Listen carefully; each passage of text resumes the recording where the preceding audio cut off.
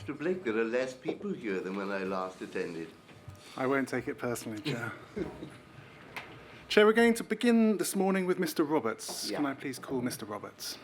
Would you like to repeat after me? I do solemnly, I do solemnly, sincerely and truly sincerely and truly declare and affirm declare and affirm that the evidence I shall give that the evidence I shall give shall be the truth, shall be the truth, the whole truth, the whole truth, and nothing but the and truth. nothing but the truth. Thank you. Can you give your full name, please? Anthony John Roberts.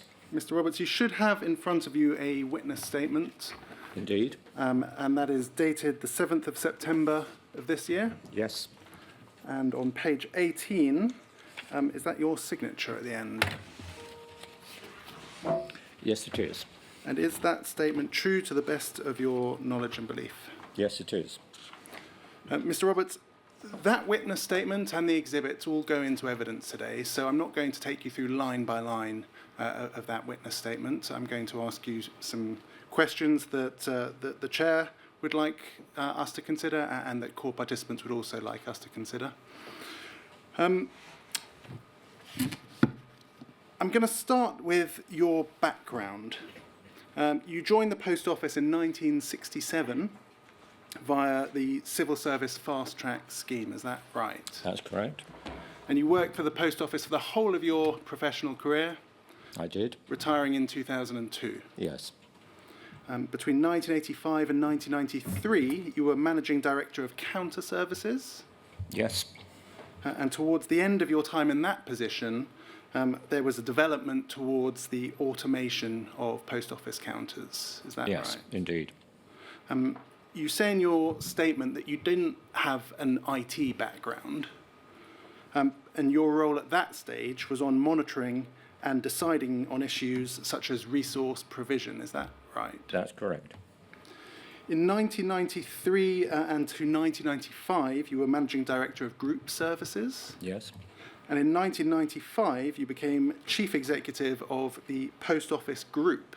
Yes. And that is Royal Mail, Parcel Force and Post Office Counters Limited. Yes.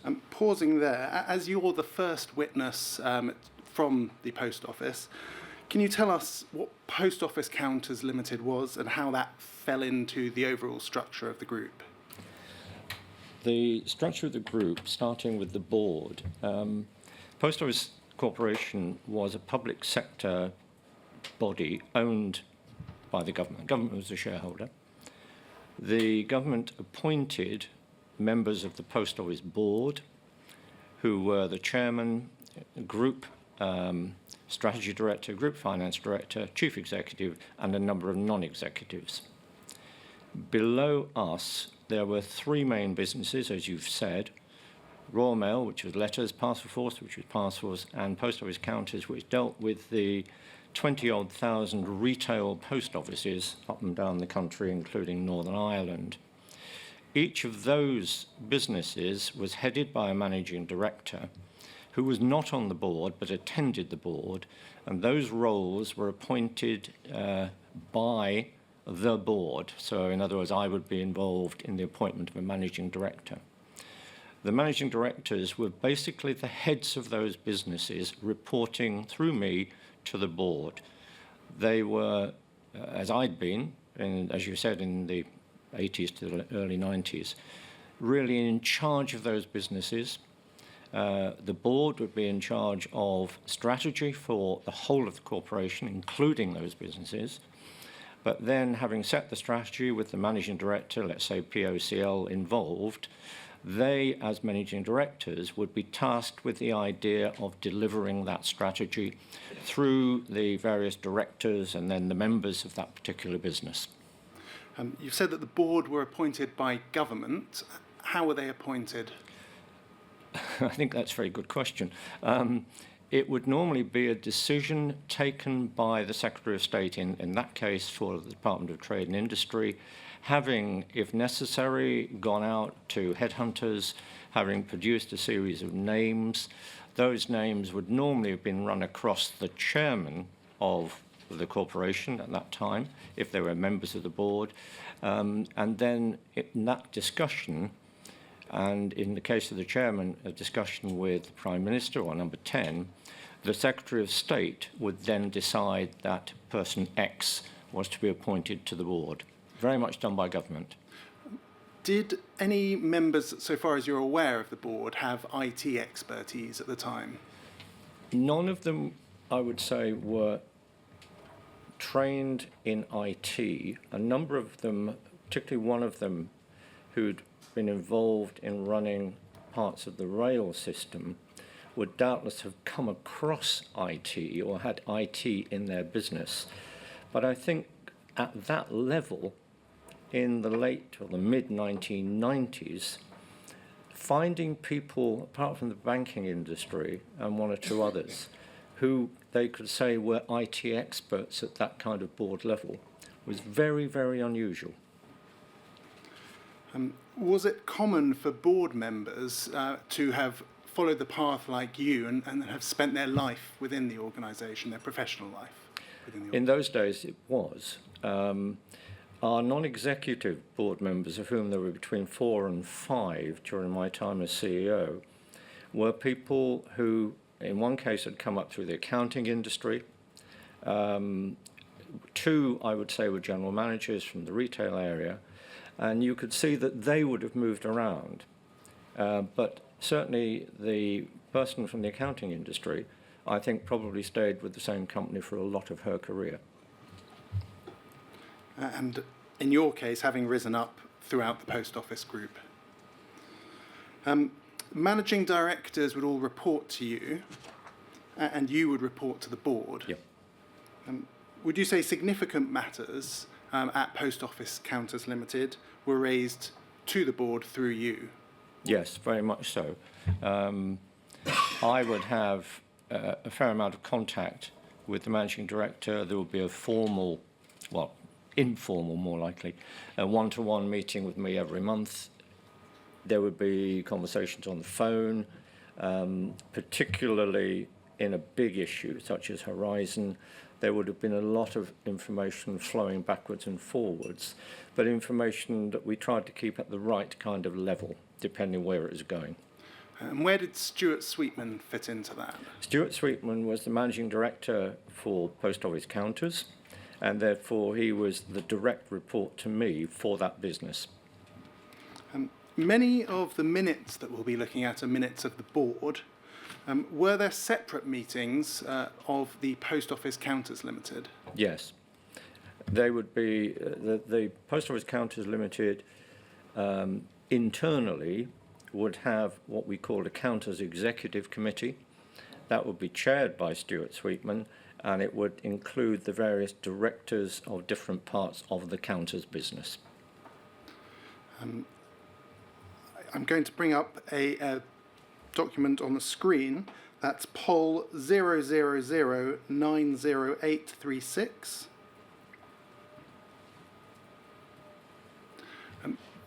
Yes. These are minutes of the Post Office Counters Limited board. Did that board meet regularly?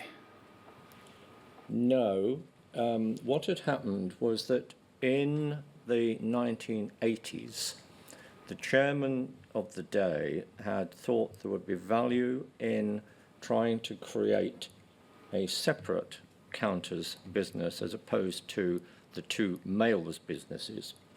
And for a brief time, we had a board with a couple of non-executives purely for counters. It became clear after a little while, and probably with a change of chairman, that he didn't think that this was helping. It was becoming a bit of an intrusion in the day-to-day activities of the counters business. He wanted a much clearer setup in the way that I've described into one of your earlier questions. We decided at the time that we would keep this, having set up the company. And every year we sent to Companies House a very brief, less than 2-page statement of the company's performance in that year. It was not run, other than probably a 1-hour meeting once a year, other than to keep that company clear with Companies House. It did, round about 2002, just as I was leaving, become changed to Post Office Limited, because by then we'd known that governments of different persuasions were very keen to try and privatise Royal Mail. It took them rather a long time, but they were keen to privatise Royal Mail. And it had always been clear that if that happened, post office counters would not be part of the privatisation, mainly because of the way it was structured and because of the role of sub-postmasters. So that was a company that didn't, this one on the screen, didn't really take place or didn't become part of the management structure, but it was moving that direction from about 2002 onwards. So a typical meeting of Post Office Counters Limited of the board, would that be John Roberts, Jonathan Evans, so yourself, Jonathan Evans and Stuart Sweetman? It would have been, but it would probably have been for no more than about an hour, and really to sign off the two documents to go to Companies House. The rest of the time, Post Office Counters would have been run by the managing director and his executive committee. And how independent was Post Office Counters Limited to the Post Office Board, sitting as a board? Post Office Counters Limited as an entity was really, if I can put it this way, a non-event. The issue was the accountability line was from the group board through to the managing director, through to his executive committee and the people who sat on it. And that was the way the business was managed from really about 1989-90 right the way through until I finished in 2002. I'm going to bring up another document. That's POL 000286611.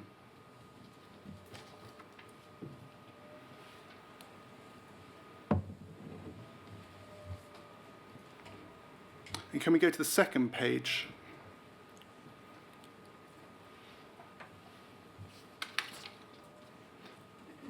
The second page should be a letter to the Secretary of State talking about signing off heads of agreement.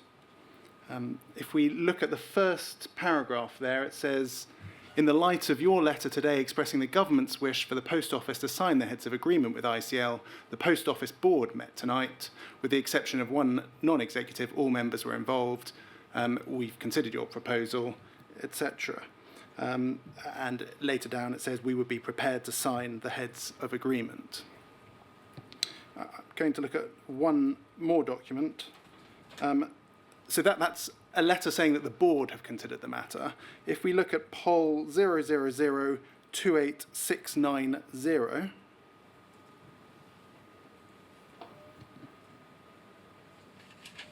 this is the ultimate heads of agreement that were signed. Yep. And that's the first page. Can we look at page, well, the top is, the agreement itself is between Post Office Counters Limited. And if we look at page 9,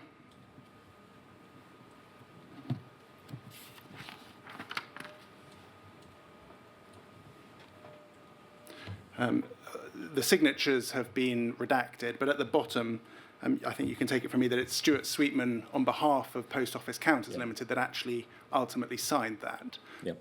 So is that the way that it operated, that essentially Post Office Counters Limited followed the direction of the board? Very much so. On the two letters you just put up, the first letter to the Secretary of State would have been the board, along with Stuart Sweetman attending as part of, as the head of the business. The board would have agreed, given the state of the issue, size of the issue, importance of the issue, what should be done. Stuart Sweetman would be part of that discussion. At the end of the discussion, when something had been decided, he would be tasked to take that away, with my help, if that's necessary, to take the thing further and to take things further with ICL and develop, in that case, a new set of heads of agreement. I'm going to move on to the commercial context of Horizon. Why was Horizon important for the Post Office's business? In the 1980s, we'd gone through a monopoly and mergers inquiry, which had come up with the beautiful term at the end that post office counters should be managed for decline. It was something that we rejected, but we also knew that you couldn't go on with a paper-based system forever and ever, because that would lead to decline. And the discussion had always been, as you looked at the banks and you looked at other organisations, that with the kind of network we had, it needed to be automated. We couldn't see a long-term commercial solution without automation. It was particularly important to the Department of Social Security because they accounted for probably 25%, if not more, of the turnover for post office counters. This was all the pensions work that was done at post offices. We also knew even then two things. One, they felt we were very expensive, which I always rejected, but that's what they said. And secondly, that they wanted to move towards automated credit transfer, where you didn't have to use the network at all. And if they'd been left to their own devices, that's where they would have gone, and they would have gone quickly to it. So for all those reasons, automating what we did at post offices became vital to us, and it became the main strategy for the business as you went through the 90s and then into the 2000s. I'm going to take you to another document. It's POL 000-31128. Now, these are some minutes that I'm going to go back to shortly, but can we just look at page 2?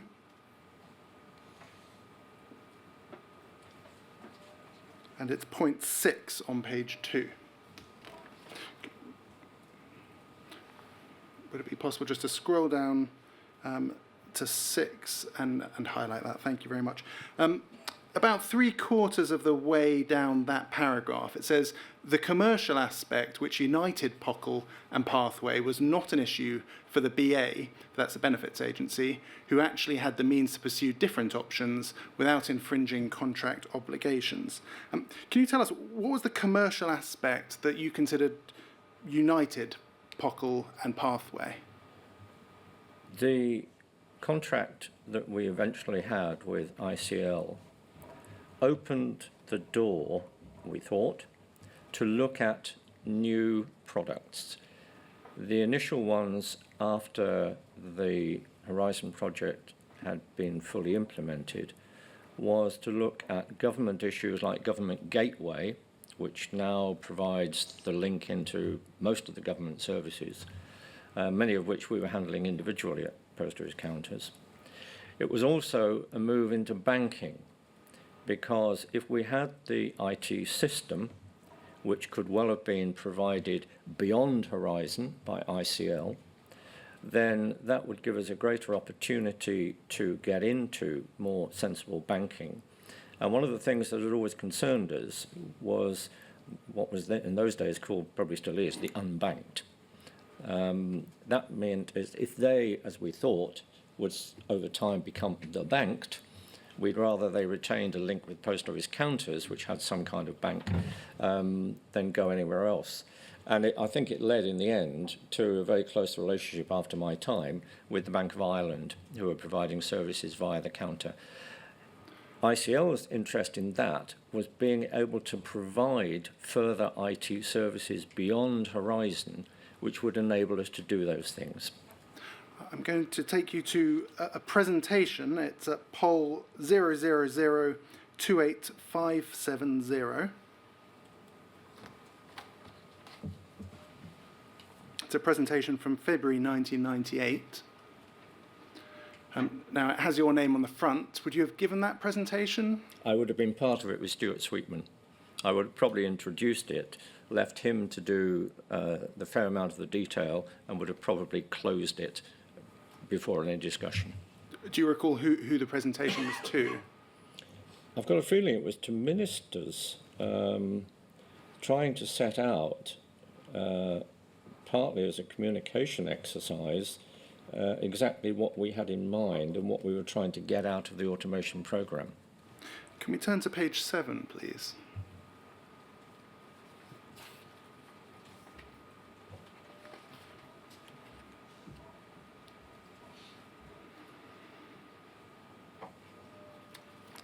Okay, I'm going to read those two paragraphs for the purpose of the record. It talks about Horizon benefits. It says, once rolled out, Horizon provides a new, powerful national electronic network sited in a nationwide network of post offices that gives local and personal service. This is also backed by a powerful new card management and payment authorization systems on a scale greater than, for example, Visa. This capability will meet the current range of government services, but it is also flexible enough to accommodate new services emerging in the future. That is what we mean by a future-proofed platform being established as part of the national infrastructure. Examples of services that could arise from new ideas or policies are social banking or learning accounts as part of government's drive to reform welfare and education, respectively. And moving on to page 9 of that document,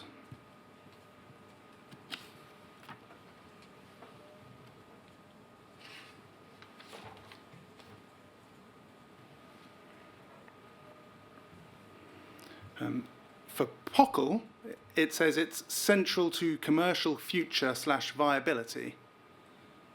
Is that your recollection, that it was really a central plank of your future viability? Absolutely. Do you recall a term golden cloud that appears in some documents?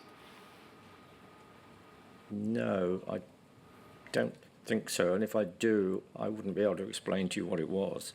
Well, I don't think it's actually as complicated as it sounds. I'll take you to a document very quickly just to have a look and see if it jogs any memory. That's Bayes 0000366.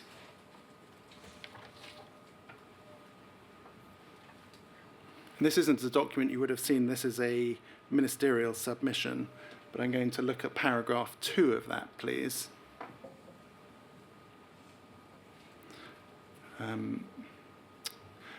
It's the 4th line down. Yes.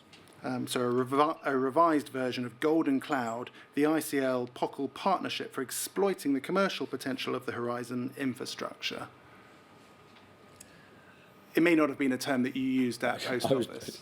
I was just about to say, I'm rather more boring than that. I'd have probably called it a partnership for exploiting the commercial potential of the Horizon infrastructure. I'm not sure I would have gone around saying it was Golden Cloud. I'm going to take you chronologically from 1996, so the year of your appointment as Chief Executive. Starting in April 1996, I'm going to look at the Major Projects Expenditure Committee. Can you tell us, what was the Major Projects Expenditure Committee? It was a committee that covered the whole of the Post Office, whole of Post Office Group, and the aim was that any of the managing directors who had a major project normally defined in financial terms, would have to put that project to the committee, which normally consisted, I may well be wrong, I thought of the Group Director of Finance in the chair, but I think for the one you're talking about, I was in the chair, but that could have been. Shall I bring it up on screen? Absolutely, so we can have a look? thank you. It's poll 000284451. That's right. That one is one where I would have thought that was the standard setup with the Group Finance Director, Mr. Close, as Chair, Group Strategy Director and myself there, the project sponsors for the various projects listed underneath, and at least 2 of those, one was Managing Director Royal Mail and Mr. Sweetman was Managing Director Counters. They would have been putting forward the paper on the project that they had in mind. It would have been developed to a reasonable stage by then, and normally, if it was an internal project only, we would have been looking at the net present value of that project, we'd been looking at the way the numbers would have been put together, and we would have been looking at how they intended to run it. So it was a hurdle that they had to go through before that project was signed off. Can we look at the first substantive paragraph? It begins the submission. There were 3 suppliers shortlisted at that stage for the automation project. They were described as Tom, Dick and Harry. Do you remember that? Yes. Yes. If we look at paragraph 20, that's on page 3.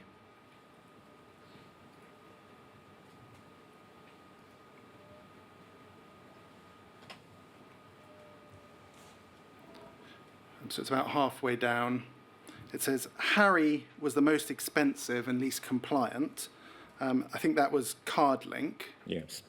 So once Harry was eliminated, that left IBM and Pathway. Is Yes. that right? And looking at on page 323. So it's talking about Dick there, which is Pathway. They provided the overall best money solution. Yes.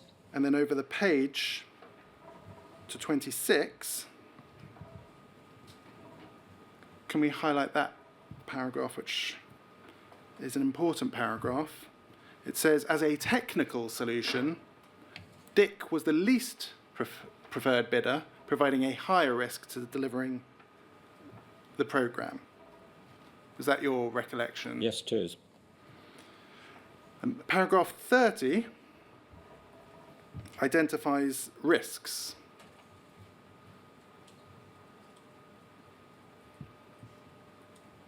The risks associated with Dick were both short-term, liable to be late, pressure to accept incomplete functionality, premature rollout, could prove unreliable, and long-term, fragile software system, difficult to enhance. If Dick lost money, it would be difficult to do future changes. If we go to the paragraph down, it says that the risks were manageable and could be mitigated. And the reasons why it could be mitigated are set out there. Stronger technical assurance that has previously been envisaged, resourced by POCL or outside contractors.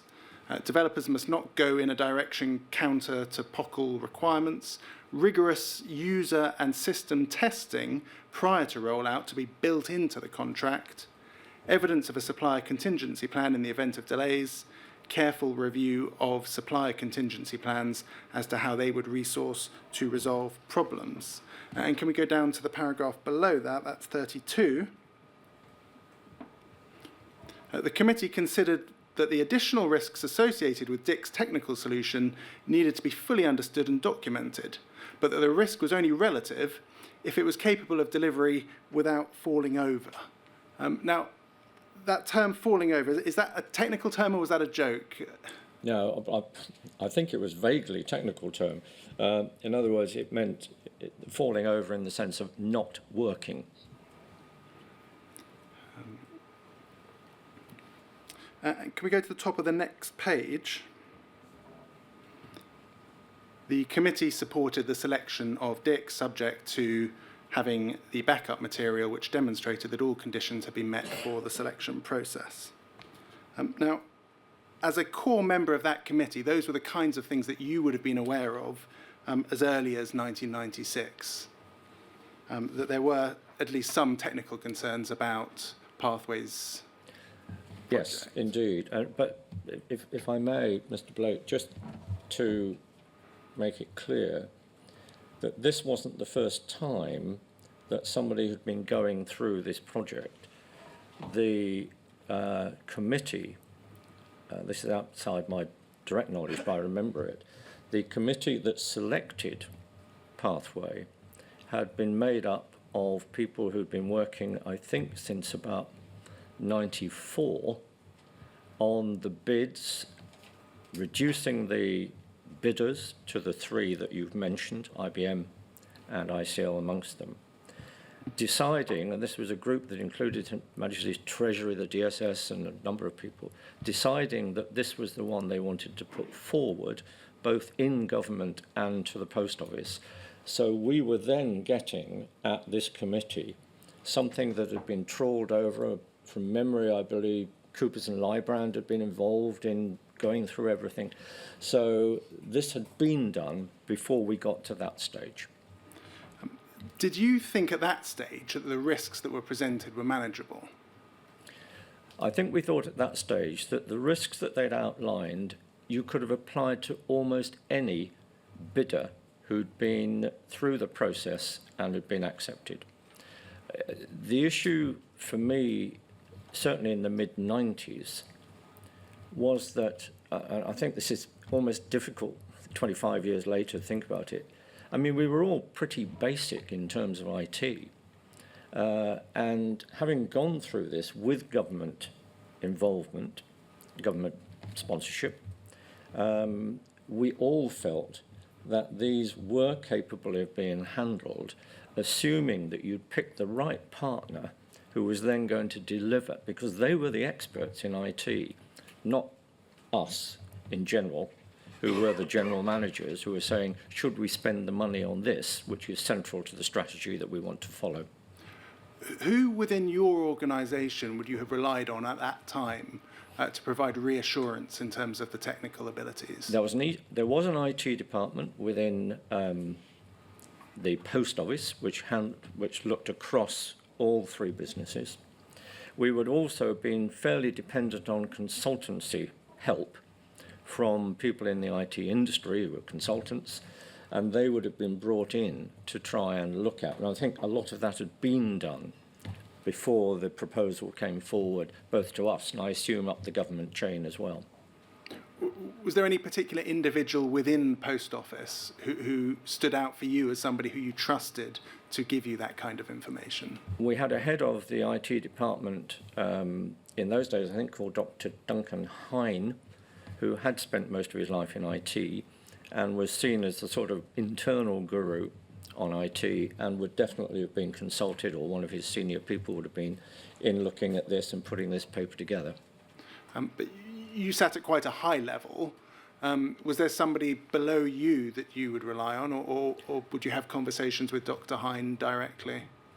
Yeah, I would have left it in general to the managing directors, and I would have been asking if they had done that, talked to people, got additional reassurance. And given that the next stage, if I remember it right, was that this would have gone to the Post Office board, I would, by the time we got to that, have been looking at the board paper with the managing director to make sure that when it went to the board, he and I were not going to be caught out by very difficult questions about, well, why are you putting this forward? We had to convince the board then, at that stage, that this was the best way forward. And we can, I think, look at the board minutes that you've mentioned. Is that, if we go to RMG 6 zeros and then 11,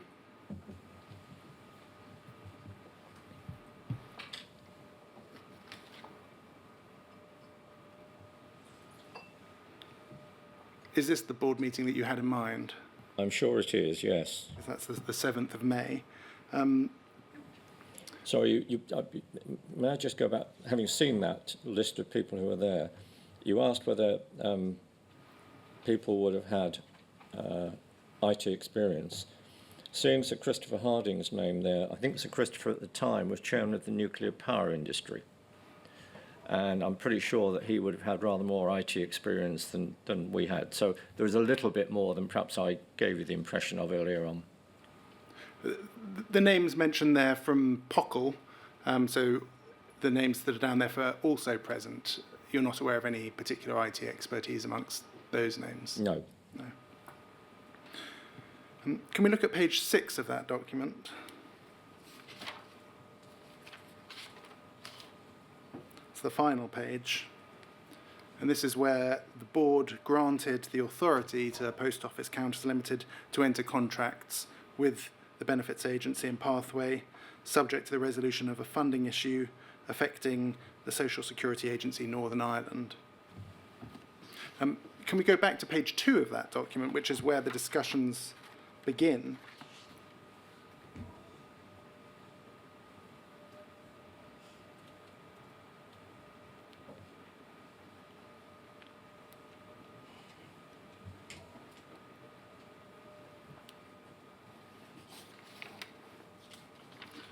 And if you look on the left-hand side, a little bit further down,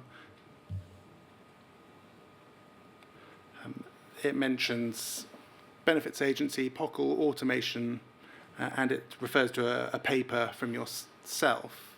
Would you have been the principal person who addressed the board on the automation project on that occasion? Yes, it would have been a combination of me starting and then with the managing director filling in probably more detail than I did.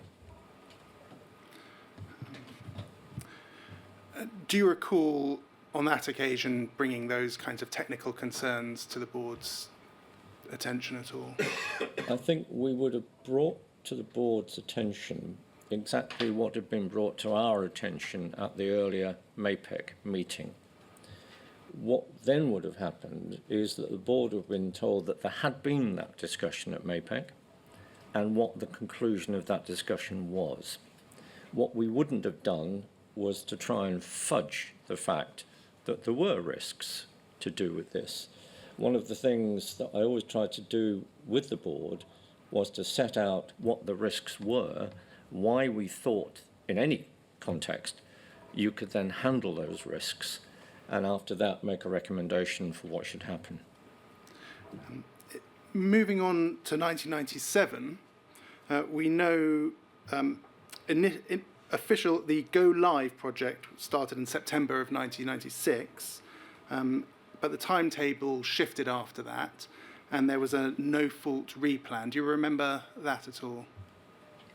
I remember the timetable shifting because ICL had not met one of the original dates.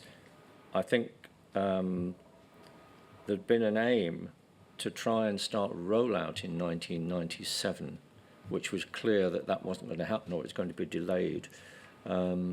So I remember that happening, yes. Well, let's move to June 1997 and we'll look at a document. It's poll 000-28593. And can we start on the last page, and that's page 11.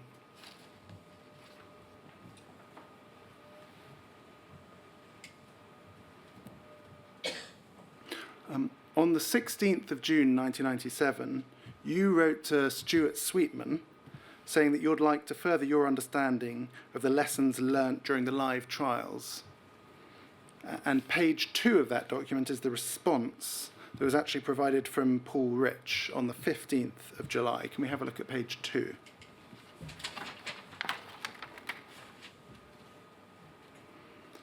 So this is the response from Paul Rich. And actually, if we go to the page before that, page 1, these are all in reverse order in this particular bundle of documents.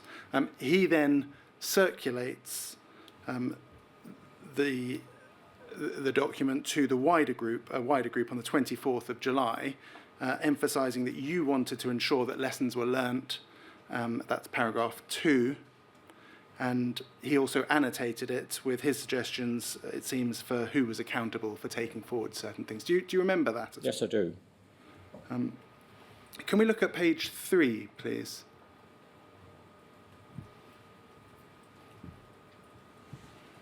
At the top of each page, it says Horizon PO Board Follow-up. What do you understand that to mean?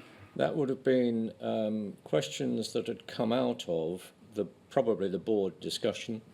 They would then have led me probably to write the kind of note that you've just shown, asking for a report on where we were. I can't remember a particular Post Office Board meeting, but that process would have been the one that would normally have been followed. So is this an example of you staying on top of matters that were raised at board level? I think it's probably an example of me trying to stay on top of matters that were raised at board level. Yes. Yes. And on this particular page, page 3, we see some positives on the left hand.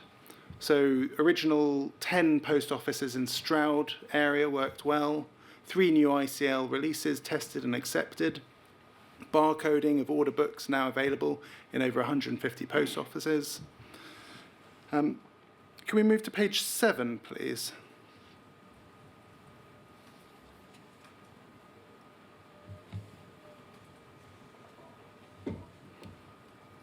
And on the left-hand side, it says, we needed a better idea of connections to our other new systems. There was no adequate programme management in place in POCL to understand the integration and migration issues of Post Office's other automation projects with Horizon.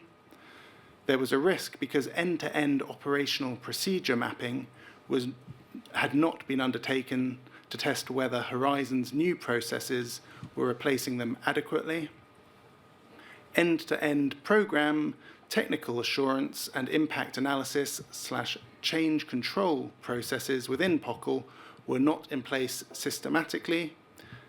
A process for accepting releases, and that within POCL, is not systematically in place. Did you understand the term end-to-end?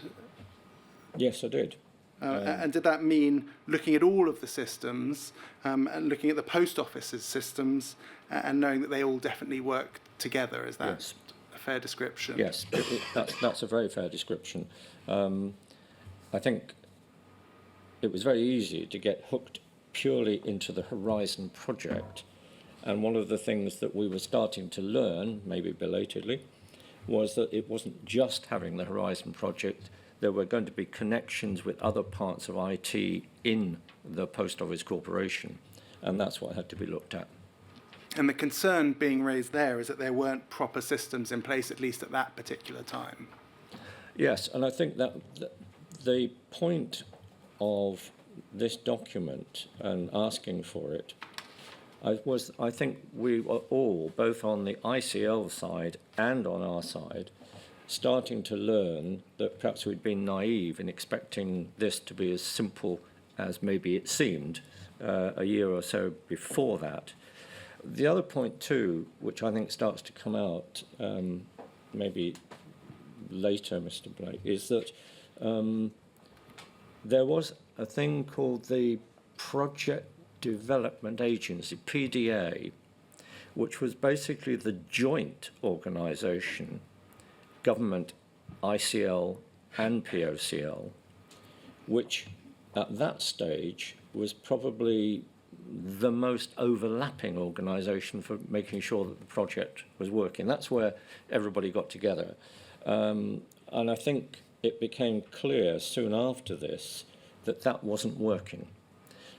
Both the government departments, us and ICL were learning a heck of a lot in a short time about why this was going to be a more complicated project than perhaps we thought when people were appointed. And if we look on the right-hand side of that page, those are actions to be taken.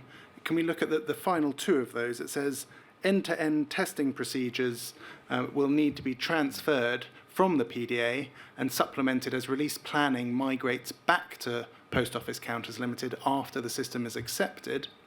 And a process for live trial acceptance is being devised to ensure collective ownership across POCL functions.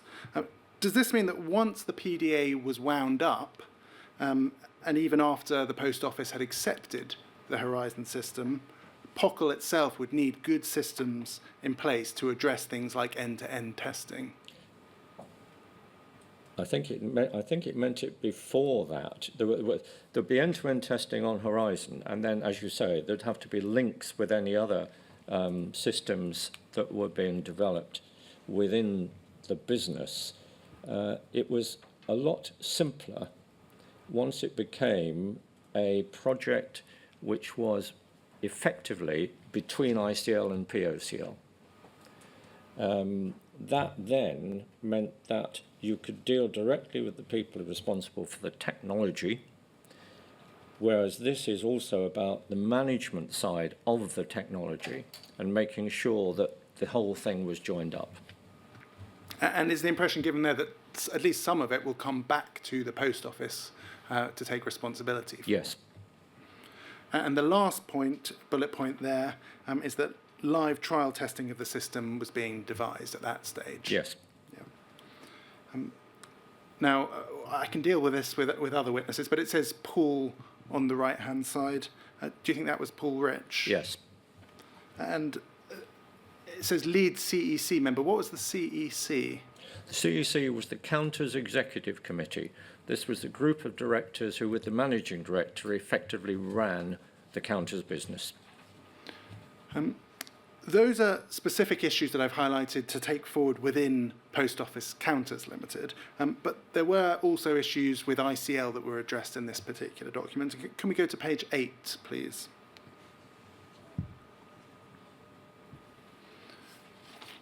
Can we look at the left-hand side of that page? Halfway down, it says, ICL Pathways' own organisation appeared stretched managerially and technically. And it says, the end-to-end overall programme processes and outputs sometimes lack clarity in responsibility and prioritisation.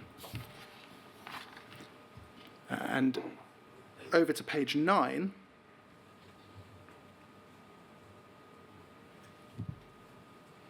Key issues outstanding. The very first issue there, we see robustness of ICL pathway programme. And it says there, on the right-hand side, the final bullet point under that heading, collective nerve needed to ensure no compromise on quality for the sake of speed and to retain the programme's focus. And then it says all, so that means everybody is responsible for ensuring that quality is not compromised. Yes, yes. So that's the summer of 1997. Concerns have been raised at board level, and this is the report back to you, chasing that up.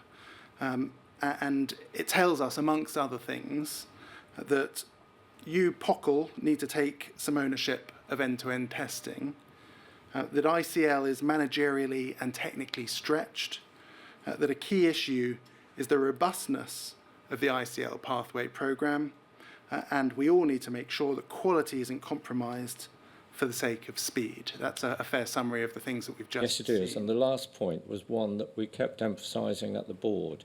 This wasn't about a race, it was about getting it right, because it was absolutely central to the strategy that we wanted to follow for POCL.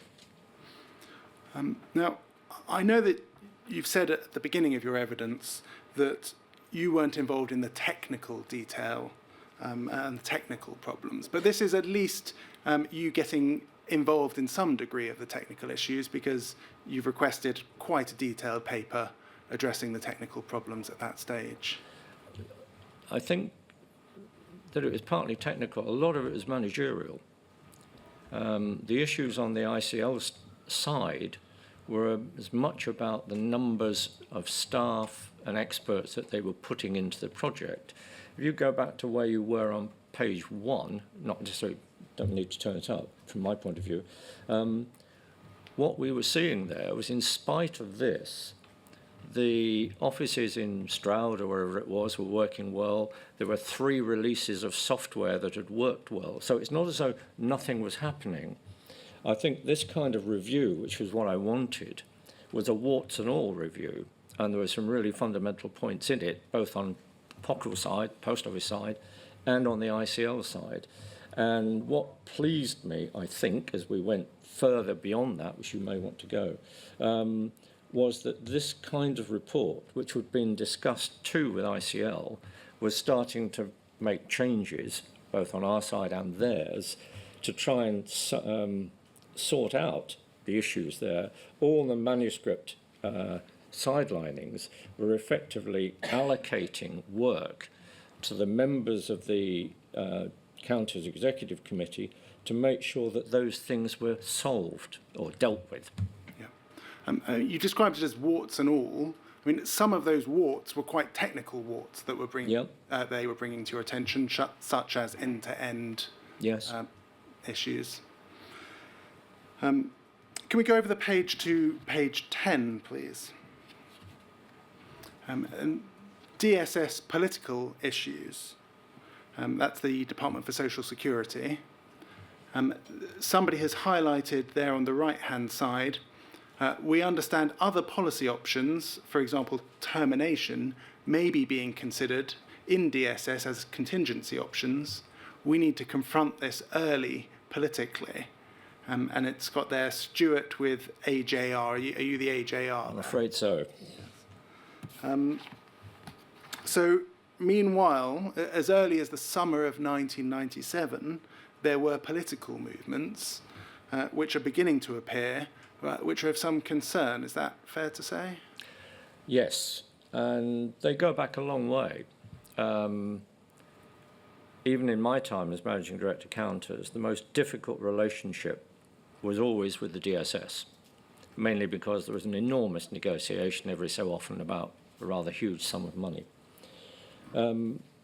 We felt right the way through this that there was a fairly large proportion of people in DSS, not necessarily at the top, who really felt that they shouldn't be going down this route. They should be going to automated credit transfer straight away.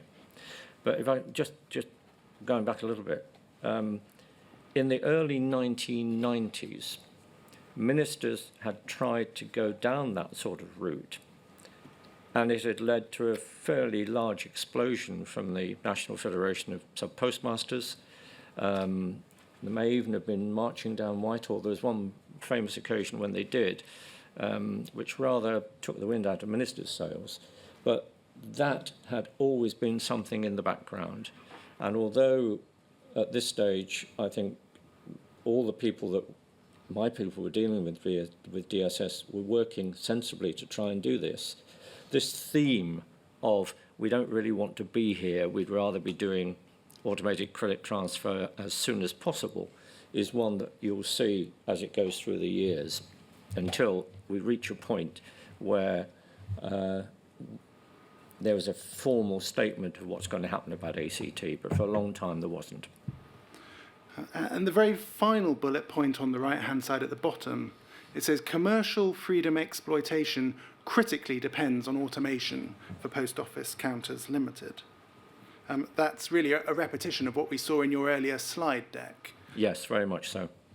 So presumably termination by DSS was a significant threat to automation.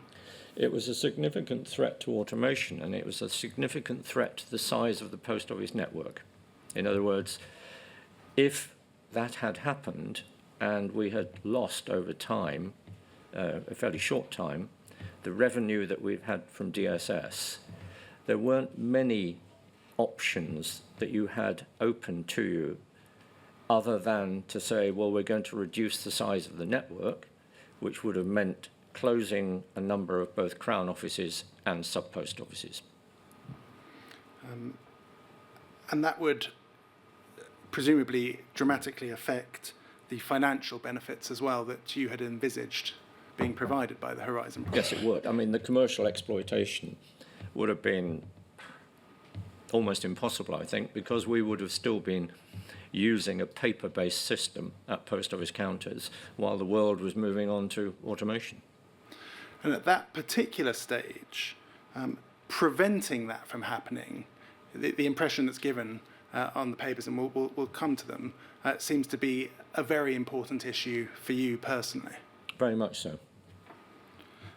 Still in July 1997, we're going to look at the Counter Automation Steering Group. That might be the final issue I deal with before we take a short morning break. Can we go to poll 000-31128, please? These are the minutes that I touched on earlier. I took you to one particular passage, but now we can just spend a bit of time on this first page. Can you tell us about the Counter Automation Steering Group? You were the chairman of that group. Yes, it was something that I asked to be set up pretty early on in the process, once we knew we were going down the Horizon route. In one sense, it was a governance issue for me. I wanted to make sure that there was something where periodically I would have a detailed look with the team at what was happening. The idea was, I think, that the steering group would meet probably every couple of months, bearing in mind that I was having meetings with the managing director in between, and there would be probably a report to the board meeting every month, that this would be a slightly more detailed meeting that we would hold. And again, I was accompanied by the Group Managing Director Strategy, Jerry Cope, and the two of us would then meet with the key people, including Stuart Sweetman, at these meetings, and would go through where we were in slightly more detail than we probably would have put to the Post Office Board. But it was another way of getting me and everybody up to the same point. And after that, there would have been the usual monthly report to the board on how Horizon was going. Can we look at page 2 of that document, please? And point 4. So point 4 says, there are some concerns being raised here. ICL had taken steps to reassure POCL about their ability to deliver the programme and had drafted in additional senior resource to work on technical issues. A number of interim project milestones had also been created against which progress could be monitored. Can we look further down at 6? And this is actually the paragraph that I took you to before, but we'll have a look at that in a bit more detail. Notwithstanding the work ICL had carried out on improving project control, it was probably an opportune moment for John Roberts, in his capacity as Chief Executive, to meet the Chief Executive of ICL to reassure himself on behalf of the Post Office that ICL could actually deliver all that was being promised. A presentation by ICL would hopefully provide this reassurance and give both parties the opportunity to demonstrate the commercial importance and significance of Horizon. The commercial aspect, which united POCL and Pathway, was not an issue for the Benefits Agency, who had actually had the means to pursue different options without infringing contract obligations. Given that it was important that the meeting with Pathway was not perceived by them or the BA as being in any way conspiratorial, given this, it was important that it was not seen as conspiratorial. So you were, at that point, liaising with your counterpart at ICL to ensure that they could deliver on the project. Is that what I think you've got to go down to the next item, Mr. Blake, 7, and see what the conclusion was. I was liaising probably for the first time with the Chief Executive, because what had happened, going back to the note that Paul Rich had written with all the sidelines and all the actions, that had also pulled out the fact that ICL needed to up its game. This is a later document showing that they were in the process of at least upping their game or upping the numbers. And the idea was that it was now perhaps sensible if the Chief Executive of ICL and I met. I don't think we ever created a presentation, but I think it was later in the year, towards the end of the year, that he and I met, and it was very much along the lines of me and him talking about, are you able to handle this? Are you able to do this? Is it working with the new people that you've put in? It would have been that kind of discussion, and almost for both of us looking each other in the eye and saying, is this going to work? So that was the sort of genesis of that kind of meeting. But my recollection is it wasn't a presentation, it was just a one-to-one meeting. And can you explain at the end that conspiratorial comment about the Benefits Agency? Yes. One of the things throughout this, as I said a few minutes ago, is that the relationship with the Benefits Agency was always quite difficult. If we'd been seen sort of clandestinely to be having meetings with the bosses in ICL, they would have, I think, thought this was not right. At the same time, it was becoming clear that the main thrust of all this was going to be not through the Benefits Agency, it was going to be ICL and POCL. And therefore, it was just making sure that they would know that this kind of meeting was happening. And that if they'd say, well, we want to come, I would have probably said no. And I would explain why. But we were sensitive to the fact that while the relationship between us and ICL seemed to be growing, and growing better, it was slightly different with BA, and that's what we were concerned about. And that was the summer of 1997. Was a principal purpose of that meeting to keep the show on the road, as it were? I think that's probably going a bit too far. It was certainly, I don't know, to oil the wheels, perhaps is a better way of putting it. For the two of us, Chief Executive, me, and of ICL, to have had this kind of conversation, probably without a record, to say, look, you know, where are we really? Come on, you know, what is the issue here? What's happening? Are you happy with what the post office is doing? Am I happy with what ICL is doing? It was that kind of meeting where both of us would have, if necessary, gone back to our people and then said, look, we need to do this or we need to do that. And would you have been meeting him in the absence of the benefits agency because of your concerns about the benefits agency's reluctance to engage in the programme? And you wanted to see effectively what ICL could do to just make it happen. Yes, and also there were just the signs, I think, at this stage, I may have got the timing wrong, but I think it was at this stage, that ICL was starting to worry about the benefits agency. Now, I can't explain that much further because I don't know really what the worries were, but it was something which then became much clearer later, that they felt, and this was probably a year down the line, that there was no point in going on with this, the project as we'd originally conceived it, because they didn't feel that the benefits agency would ever sign up to it. But that's down the line. This was much more just a sort of feeling that the discussion would have been quite different if there'd been somebody from the benefits agency there as well. I wanted to get a very clear picture, if I could, of exactly where ICL were and what they thought they were doing and whether they felt they were now meeting some of the issues that were set out in that earlier note from Paul Rich.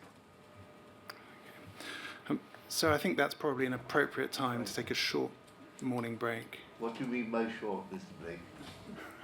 Yeah, could we come back at past? Was that too short? No, that's fine. Yeah. And I'll go by that clock and I'll do what old-fashioned judges used to do, will march in even if half the room isn't ready.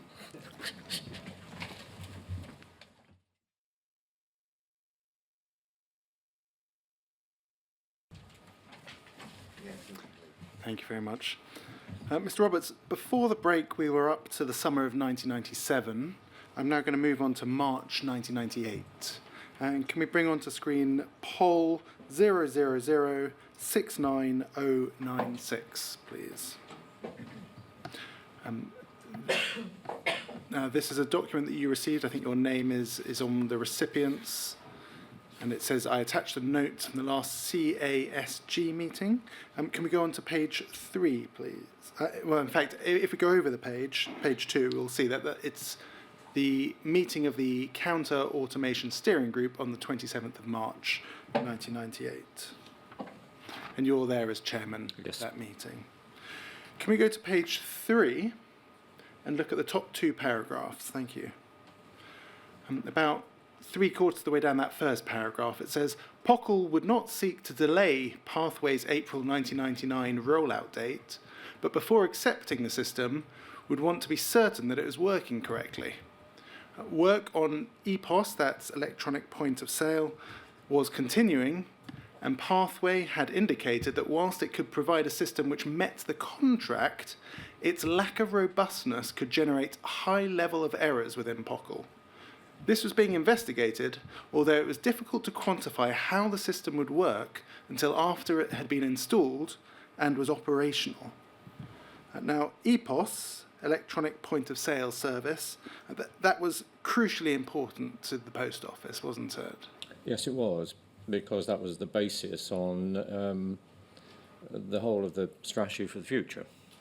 And its reliability would have been essential to enable the accurate reconciliation between the physical cash and stock held in branch with the transactions that were performed by the sub-postmaster.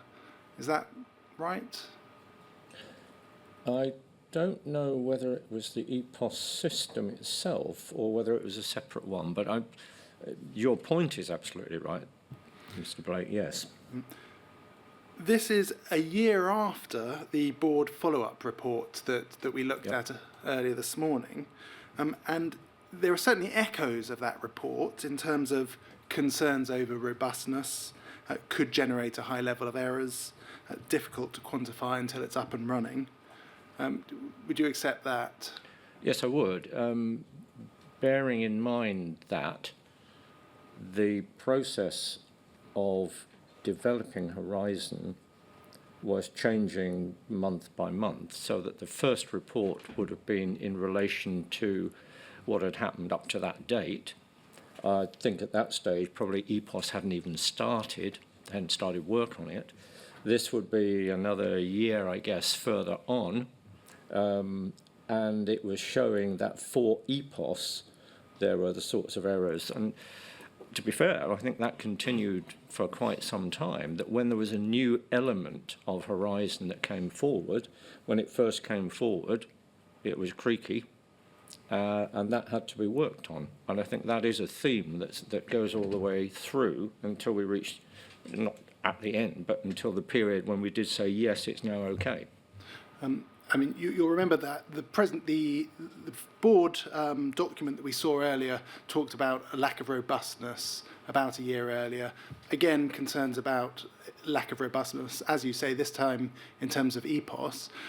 As chair of that committee, would you have been concerned about that at that stage? Oh, yes. Oh, yes. And would those concerns have been raised at board level as well as in that group? They would have probably been reported to the board in the sort of monthly statements that came. It would depend a bit on what we expected or what we thought ICL were doing about them. What we wouldn't have done was keep saying to the board, it's not robust, it's not robust, it's not robust. We would have been explaining where we were at any particular time. The robustness part, for me, would have been saying to the team, that's got to be sorted out. Are you sorting that out with ICL now? Is that happening? And they would have then explained, hopefully, that it was, in which case I may have mentioned it to the board, I may not. I think that would depend a bit on what else we were saying at the time. Would you have considered that paragraph about the lack of robustness to have been sufficiently serious to have raised at higher levels? I can't answer that because I can't judge that without seeing what else there was around at the time, and if there was anything else within those minutes. We would have normally given the board an overview of where we were. Certainly, I think robustness, that would have come up, and I think I made the point in my own evidence that throughout this, we were concerned about robustness. Normally, it was robustness for another piece of the jigsaw that they'd been working on. But the board would have been it would have been in no surprise to the board that we were concerned about robustness. That would have been a theme that we would have used as we'd gone through this. And the board would have made the point, if you remember, going back to the issue about this wasn't about time, this was about getting it right. And therefore, if it wasn't right, we would certainly have reported that to the board. Mr. Roberts, can I just ask you about the language of that, so that I'm not making a false point in my head? Just reading it, work on EPOS was continuing and Pathway had indicated that whilst it could provide a system which met the contract, its lack of robustness, etc. So this is Pathway themselves telling you it's lacking in robustness. Have I got that correct? Yes, it is. Yeah. And you've talked about a jigsaw. I mean, EPOS is a pretty crucial piece of that jigsaw. Yeah. Yes, it is. I mean, actually, all the pieces were crucial for that jigsaw. We wanted all of the pieces of the jigsaw to work if the whole Horizon approach was going to work. At that time, POCL hadn't accepted the system. Did you think that the acceptance process and the acceptance criteria were therefore important at that stage? Yes, they were. They were important at any stage, and they were going to be crucial to the decisions we took at the end to accept the system.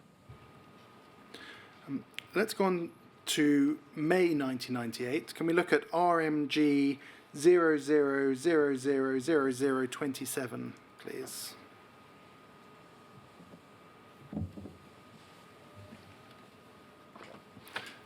That is a meeting of the board on the 12th of May 1998. Can we look at the bottom of page 2 of that, please?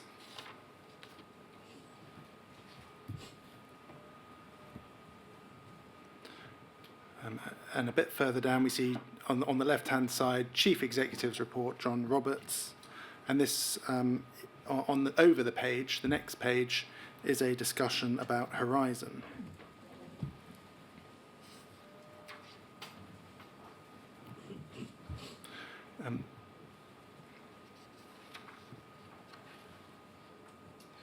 Can we look at the bottom of that page? It provides an update on the Horizon project, and at the bottom of that page in I,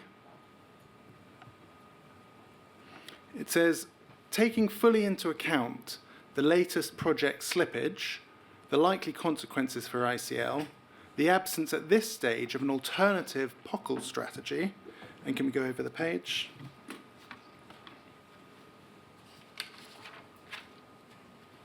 The unequivocal legal advice to defer any action until the Treasury review was complete, the board unanimously confirmed its view that the Post Office should not join with the DSS in issuing a 13-week cure notice against ICL. The reference on the top of that page to the absence at this stage of an alternative POCL strategy, is it fair to say that POCL was at that stage focusing on how to make Horizon work rather than alternative options to Horizon? Very much so. And can we'll go back to that presentation. So that's poll 3028570.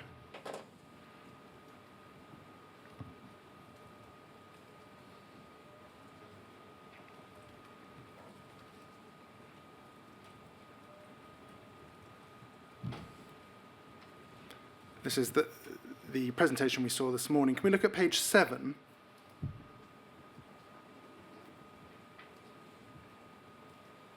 Those were the benefits we went over. And page 9, central to commercial future / viability. So again, it was important at that stage to stick with the Horizon programme. Yes. Page 16 of that document shows probable impact of termination. Over 25% of POCL income lost, inevitable spiral of decline for POCL, over 17,000 job losses estimated. I mean, that's pretty dire stuff. Did those fears play a part in committing to Horizon at that stage? Yes, they had throughout, and as we discussed earlier, one of the driving forces for automating the counters business was that certainly I and the board at the time were finding it very difficult to see what the future would be for a 17,000 network of post offices which were paper-based. There's probably a tiny element, as I think this was a presentation to ministers, of painting this as black as it possibly could be, for obvious political reasons. But that's a pretty good statement of what we thought would happen if we were not able to automate the business, and the other consequence of this, that because pension payments would have to continue to be paid in some way, then the DSS would automatically go down an automated credit transfer route, probably faster than they would have otherwise done. We can take that down, thank you. So moving to the summer of 1998, I'm going to look at another document. That's poll 000286848. And this is a letter from yourself at page 2 to Ian McCartney. Ian McCartney was the minister in the DTI at the time, and that's the 9th of July of 1998. the second paragraph, our unequivocal view is that the Horizon programme and with it the benefits payment card should proceed. And that paragraph goes on, we are in no doubt that the programme is now capable of being implemented successfully, a conclusion also reached by the expert panel. I think, is that the Treasury expert panel? Yes, it is. And that was led by Sir Adrian Montague. Yes. Yes. Paragraph 3.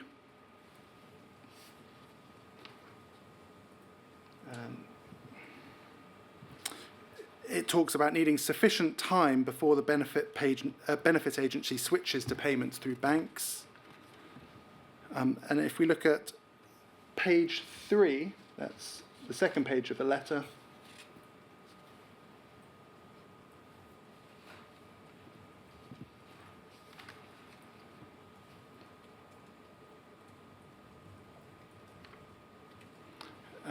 Let's look at the final paragraph. Final sentences, continuing with Horizon and the card, and in parallel developing new services, offers us the best chance of achieving that result and will help create the modern post office enterprise for the next century.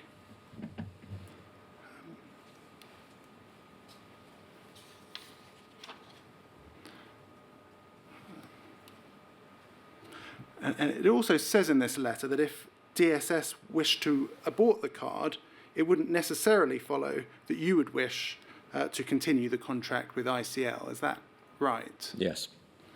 So again, in this letter, you're really pressing for a continuation with the Horizon projects together with the benefits payments card. And I'm also pressing for a decision.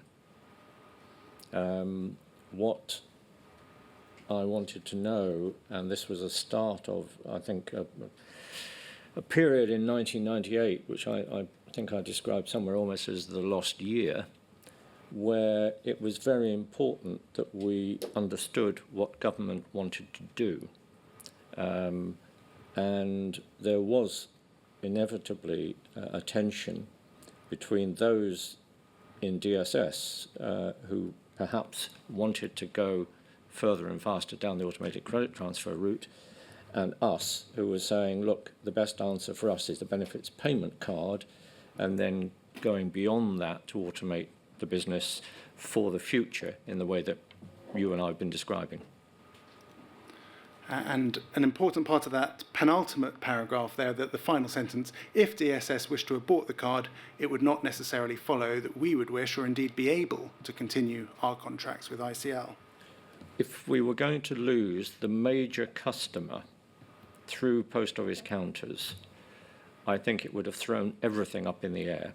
We would have had no option but to really sit down and say, if we're getting £250 million worth of income a year from this one customer and they are going to leave us, how are we going to handle that if, in fact, we then don't have an automated system? I think all bets would have been off if we'd reached that stage at the time of this letter.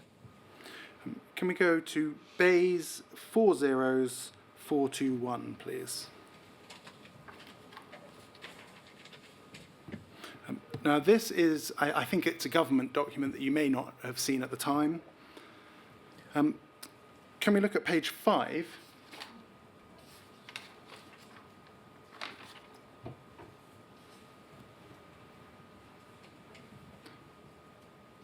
And there are various different options there as at November 1998. Option 2 is continuing the project without the benefit card. And can we look at paragraph 17, which is a bit further down that page? It says the Post Office oppose the option 2 route if option 1 fails. They would prefer to seek tenders for a new system. They doubt anyway whether option 2 would be a commercially viable proposition for ICL, at least without the payment of significant compensation to ICL for their work on the benefit payment card, which has comprised the main element of their work to date. Is that an accurate summary of the Post Office's view in late 1998? Yes, I think it is. And I think it very much follows the kind of point I was just making to you, that if we had gone to that position, we probably would have said, all bets are off. We've got to have a really strong think now about what we do next. We couldn't have just continued without this being a lot clearer than it was with government. So again, was there real pressure at that stage to keep the benefits card option? Yes, there was. I'd met Frank Field, now Lord Field, who was Minister of State at the DSS earlier on, and had quite a difficult meeting with him where I felt that the route he wanted to take, this was the cure notice, would have put the project in jeopardy and didn't want to go down that route. So I think everything we were doing at that time was to try and convince government that the benefit card route was the best one to take, and it was certainly the best one to take for us. And was your focus at that stage very much on the political level and trying to convince the politicians and officials? Yes, sadly, yes. One of the roles that came to me from all parts of the post office, whether it was Pockle or the other businesses, was I did have to spend a large amount of my time dealing with government in one form or another. And when there was, or there were, issues of this kind, it was certainly part of my role to make sure that I was there at times on my own, at times with the chairman, at times with the managing director of the business. It was something that took an enormous amount of time up. And while we were handling issues like this, I had a wry smile earlier on, given current events today, which the top of the note you shown me said industrial relations in the post office. There was a bit of that as well. I mean, we spent some time this morning on 1997, early 1998. At that time, was all of this anticipated, or was it something that you hadn't anticipated, the level of political fuss? It was a year in which there were a number of reviews, and I just felt that the issues were swinging uncertainly. We were getting a lot of support from the Department of Industry, who I think were worried about an ultimate decision which might then affect the sub-post office network in particular. There was just a feeling that I had, particularly after the meeting with the Minister of State at DSS, that there was a stronger view that they were not keen to see this continue. It's a feeling rather than, I can't produce you evidence for that, apart from a difficult meeting. There'd been the Treasury panel review by with Sir Adrian Montague. There'd then been later on a facilitation exercise by Graham Corbett to see if new heads of agreement could be reached in the light of the Treasury panel review, which in the end could not be reached, mainly because DSS, I think, didn't accept them. So there was this feeling throughout this period that we needed a government decision one way or another, at the same time as we were trying to keep work going as far as we could on the Basic Horizon programme. I'm going to look at early 1999. Can we look at poll 000-28603, please? This is an update from Stuart Sweetman to yourself and others on the 23rd of February 1999. He says, about halfway down, I believe we should really give the new option a thorough workout with the following key aims. One, it must be commercially acceptable, as good as previous board authority and meets agreed non-negotiables. Two, the Post Office's vision for Pockle is sustained and accelerated. Three, government public announcements support the above and establish among our stakeholders. 4, key strategic risks are mitigated, customer retention, income flows, uncontrolled network changes, etc. 5, a revised and agreed programme plan is produced that matches POCL's key needs, pace of installation, together with a plan for service development, enabling process efficiencies as well as market-based products. There isn't any mention at that stage of technical robustness as a key aim. Is that fair to say? Yes, and I think that it was fair that there shouldn't be. This was part of a rather long-ranging negotiation with government. It was in the light of various other things going on, either with the Permanent Secretary at the Treasury or with ministers, around what line they might take. And it wasn't at all clear to us at that stage what line they might take, although we did know that they were looking at a slightly different option. I get confused, there were so many B options, but there were a number of options that they were starting to look at. And you've got to see this as a negotiating document. This was really setting out what we thought we needed from a decision about the way the project should go forward. Whether the project was robust was almost a second level at this stage issue, because until we'd got that clear, it didn't matter whether it was robust or not. We might have not been going down the path at all. So this was very much, it had all gone up a level. And this was very much about trying to get a clear statement of what government, as our shareholder, as well as responsible for DSS, were prepared to accept or wanted us, what route they wanted us to go down in order to continue to automate counters. And Stuart Sweetman was the managing director of Post Office Counters Yes, he Limited. was. Again, was he spending quite a lot of time at that political level at that stage? Yes, he was doing quite a lot. At that stage, I was slightly involved in trying to merge the post office with the Dutch post office, which was taking a bit of time, and in the end didn't happen. So there was a balance between us. Some of the work, particularly if it was getting more and more detailed, Stuart Sweetman would be taking on as MD. As much as we could, we would go as a double act. And then there were certain meetings that I would go to on my own, or sometimes with the chairman even, as this accelerated and went higher and higher.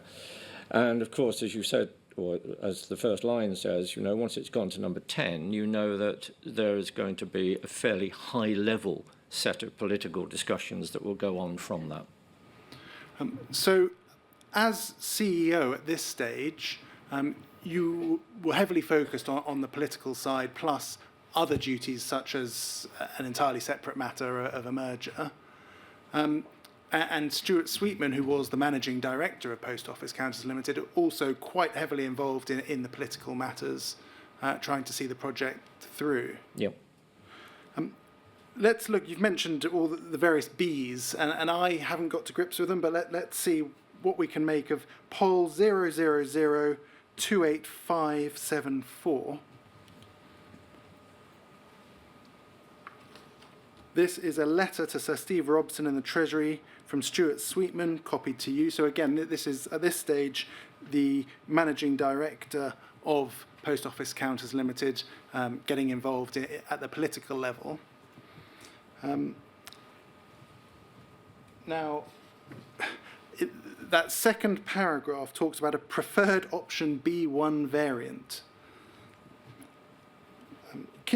Do you remember the various options, or some of the various options that were in play at that stage? Imperfectly, I think, is the answer to that, yes. Is it fair to say that there are a lot of different variants? There were a lot of different variants. Offering a lot of different They options. tended to change as the negotiations went on until we got a final set later that year. And can we look at page 8, please?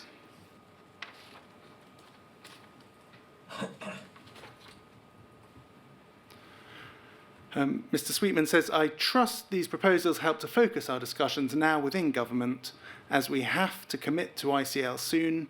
I'll be happy to discuss these issues with you. Alternatively, John Roberts has already offered a meeting with you, him, and the DSS Permanent Secretary very early next week upon your return, which would be another way forward. So that's you offering again to get very involved at the political level. Yes.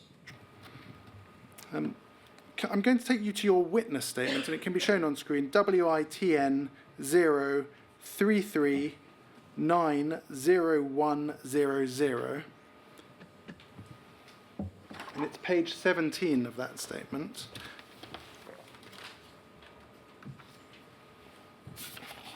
Paragraph 31, so the bottom paragraph. This is how you've described that period. I've been asked by the inquiry to comment on my understanding of the technical issues and robustness. Oh, sorry. 1 minute. Yes, sorry. I've been asked by the inquiry to comment on my understanding of the technical issues and robustness of Horizon at this time. For me, the issues at that moment and throughout the process, which ended with acceptance of new heads of agreement, were not the robustness of Horizon or technical problems, of which some still remained, but whether the Post Office could agree with the ministerial proposal. The negotiations were not at any time affected by views on either side of the technology. They were solely about the overall future of the project, its costs, and the government proposal on the table. The prospect of major reductions in the Post Office network if Horizon was terminated were foremost on my mind. So that's exactly what you were saying just now. Yes. That actually it didn't really matter about the technical issues so much if the whole project didn't go ahead. And your focus, therefore, was on getting the project.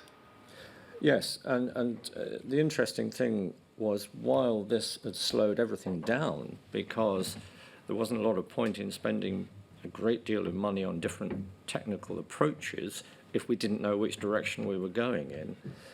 But the work was still going on between the Post Office Counters team and ICL, but it was going on at a much slower rate, and they were using some of this time to sort through or retest some of the issues that we talked about earlier where they weren't robust enough. So in one sense, there was a positive coming out of that, but you couldn't take that too far because we'd have been spending money to point in that direction where all of a sudden we might have got a decision taking us in that direction. Whilst these matters may have been dealt with or being dealt with, presumably your focus at that stage, though, was on the political level. Very much so.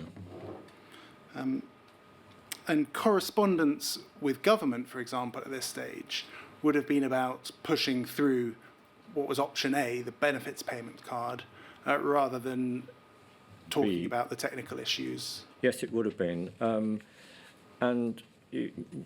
I'm sure everybody can understand that when it gets to this kind of level of discussions, and you get number 10, you get the Secretary of State for Industry, you've probably got the Secretary of State for Welfare, we're talking about those sorts of level of discussions with briefing papers being produced by those departments, not by us.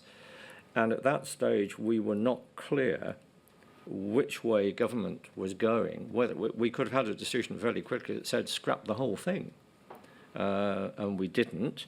But then the way, as I remember it, came out at number 10, was asking the Treasury to try and develop, I think at that stage, something which included a smart card, which we hadn't really looked at all because that had been ruled out or opted out at the very early stage. So we were very much at that kind of level where sadly and almost inevitably you're sort of sitting back with your arms folded waiting for somebody to say it's got to be like this. We were feeding in, as you've seen from the letter from Stuart Sweetman, views on that, and I've got no doubt there would have been telephone conversations between officials and between probably Stuart Sweetman and his team more than me at that stage. But it was very much, this would have to result at some point in a ministerial decision. You mentioned the smart card option. Let's look at May 1999, and that's poll 000-28618. This was a draft paper for the board on the 5th of May 1999. Can we go over the page, please? And paragraphs 1 and 2 give the context. The purpose of this paper is to update the board on the progress of negotiations on the future of the Horizon programme since the last board meeting on the 27th of April 1999, decide the Post Office's view of the way forward as ministers are meeting imminently. That the timetable for the discussions has been driven by Fujitsu's written insistence to the Prime Minister of the 7th of April 1999 for new legally binding heads of agreement. The agreement would mean that Fujitsu will provide financial support for a reshaped programme and all historic claims will be settled. Can we look at paragraph 4, please? And this is precisely what you were just saying. Option B was, at that stage at least, about using a smart card. Do you remember that? Yes, I do. Yes, that's quite right. And if we look at paragraph 10, which is the final paragraph,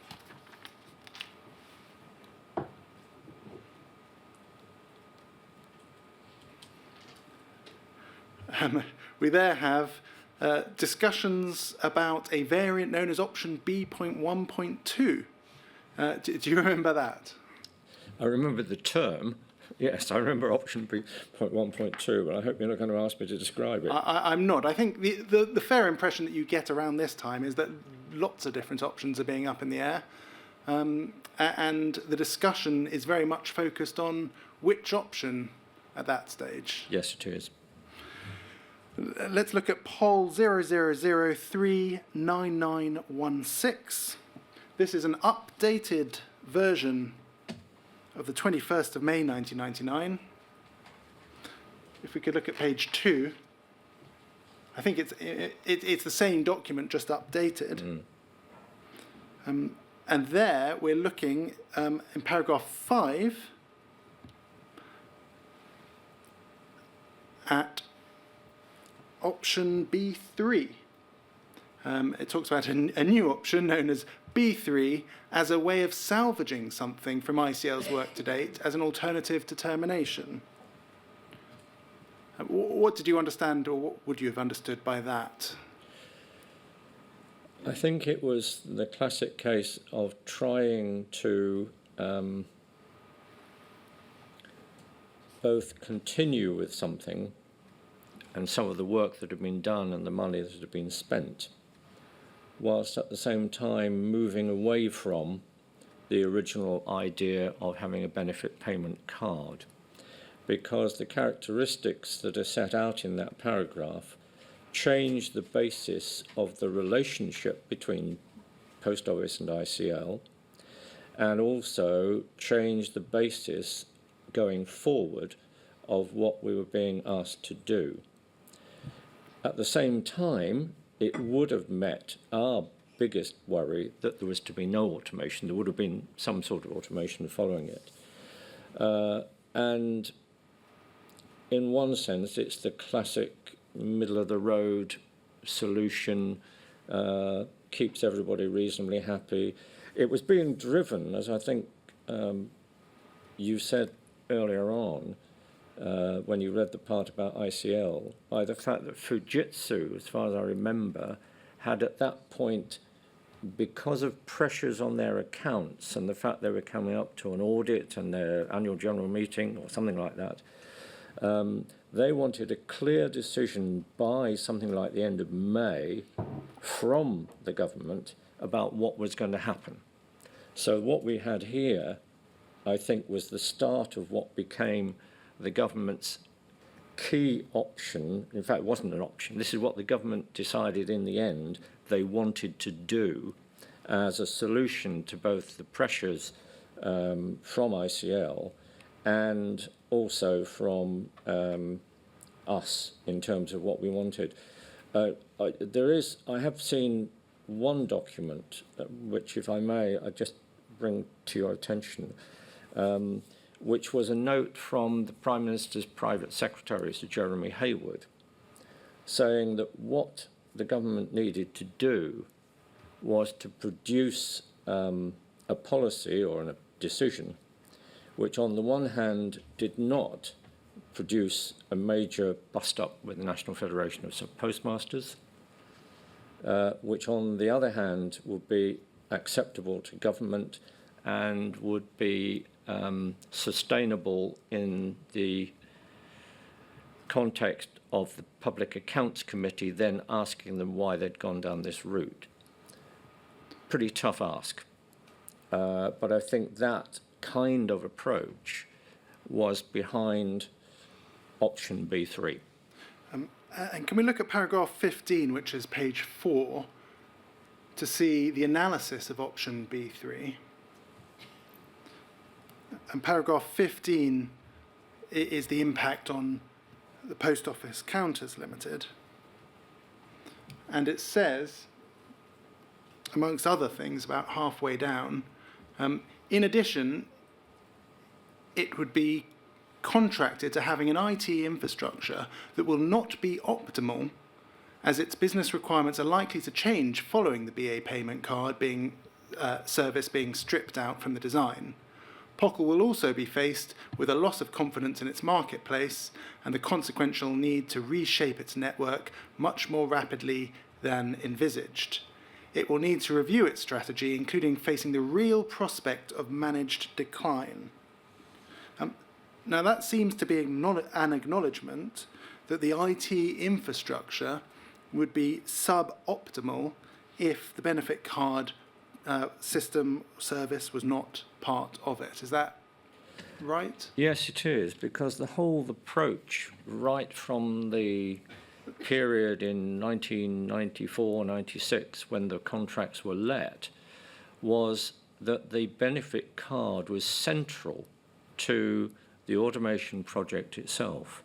And it was central partly because this was why we were all there in the first place. From the DSS Benefit Agency point of view, this was a solution for them.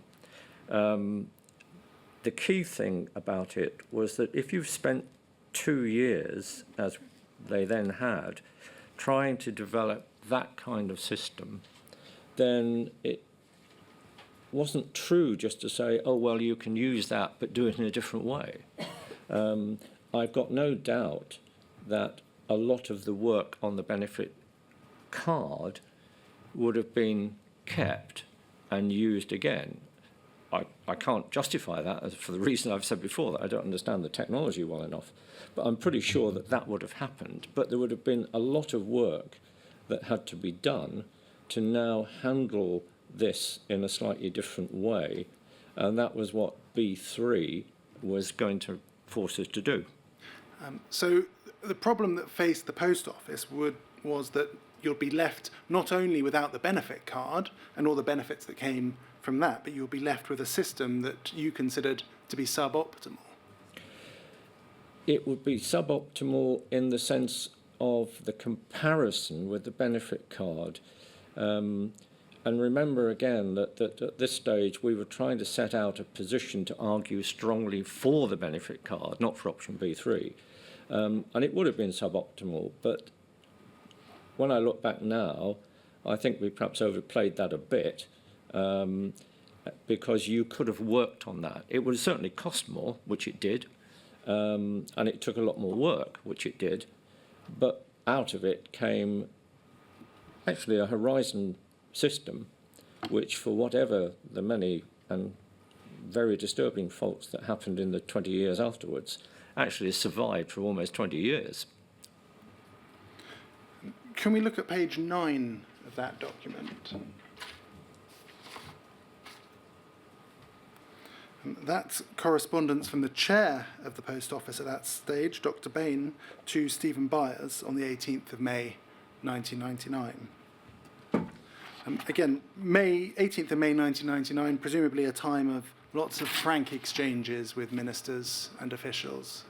Yes, because I can't now remember the precise date, but there was this end date in Fujitsu's mind where they had to have some kind of decision, and that was about a week later than this note, I think, something like that. And can we turn to poll 000-39931? Okay. This was a briefing to ministers, so you may well not have seen this at the time, but I think you've seen I've it seen since. it since, yes. Can we look at paragraph 4? The summary there, as at May 1999, it says, Pockle believe the Horizon hardware and software is probably suboptimal as the platform for providing network banking and modern government services, but would need several months' work to have a clearer view. They are therefore unable to take a view on whether the Horizon hardware and software is preferable to the system they might procure following termination. That seems again to be a recognition, not only that there were all the problems with robustness that we've previously discussed, but questions over whether the system itself would be suitable in the absence of the benefit card. Yes, that is quite right. And what we were tackling, or trying to tackle at this stage, was to get across to government that you couldn't just switch from a benefit card to the order books, barcoding order books, which I think is part of this particular option, and just assume you put it on the same technical platform. We weren't clear at this stage exactly what they wanted to do, and there was certainly not much definition behind those options, the B3 option that you read out recently. And until you knew that, then it would be very difficult to say what the technical changes would be or would be necessary. And I think the word probably is very important in that paragraph 4. We just didn't know at that stage, because we just didn't know exactly what government in the end would be asking us to do. The word suboptimal there, do you think that was repeating a phrase that had been said by the Post Office? It's similar to the language used in that previous document that we looked at. Yes, I think it probably was. I mean, the definition of suboptimal is always difficult, isn't it, unless somebody comes out and says it is suboptimal because. I think what they were really saying is what I've just said, which is until we knew exactly what we had to do, it was so difficult to say that what had been worked on so far would then work in the future without some major changes. Looking at the words, and as you say, this is a second hand in the sense that they are quoting, the ministerial briefing is quoting what somebody believes POCL have said, and probably rightly, but whether we would have defined that more clearly as far as we could. But no, it's certainly a word or a phrase that's been used by POCL. And still at that stage, Pockle were presumably pressing still for the benefits card system. We pressed for the benefit card system until they told us that we're not going to get it, because we really did feel that this was the best way to go. We worried a lot about those customers at a post office counter who didn't have technology, who didn't have a bank account, and with best will in the world would find it difficult, at first at least, to cope with some new technical approach. And obviously we also wanted to retain the work from the Benefits Agency. So I was going to say, presumably in your position, the financial implications were also very significant. Financial implications were very, very significant, yes. We know that in late May 1999, the benefits card system was scrapped. What did you think at the time was the reason behind that? Can I ask you to put up on the screen the annex on this document, which is the note from Sir Jeremy Hayward? Yes, that's the very final page, page 7 of that document. Yeah.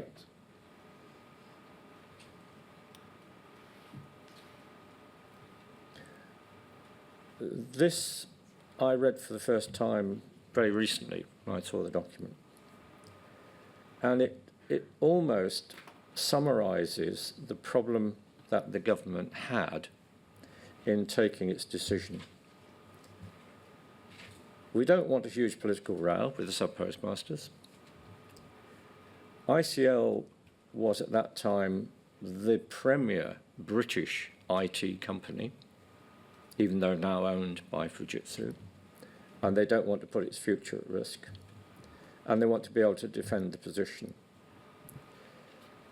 In the light of that, coming from number 10, I think that ministers had to try and put together some kind of compromise, if that's the right word, or some kind of decision which they would want to take, which met those criteria. And what we then had eventually as a government decision was taken in the light of those three issues, all of which are absolutely sensible and understandable issues. But it did mean at the end that that was driving, or must have had some major impact in driving the eventual decisions that ministers decided to take. Can we move to June 99 and look at FUJ 000-58183? Now, by June 99, a core part of the original plan, the benefit payment card, had been scrapped, and this is an ICL report. I don't think you would have seen it necessarily at the time. No. Can we look at page 8 of that document, please?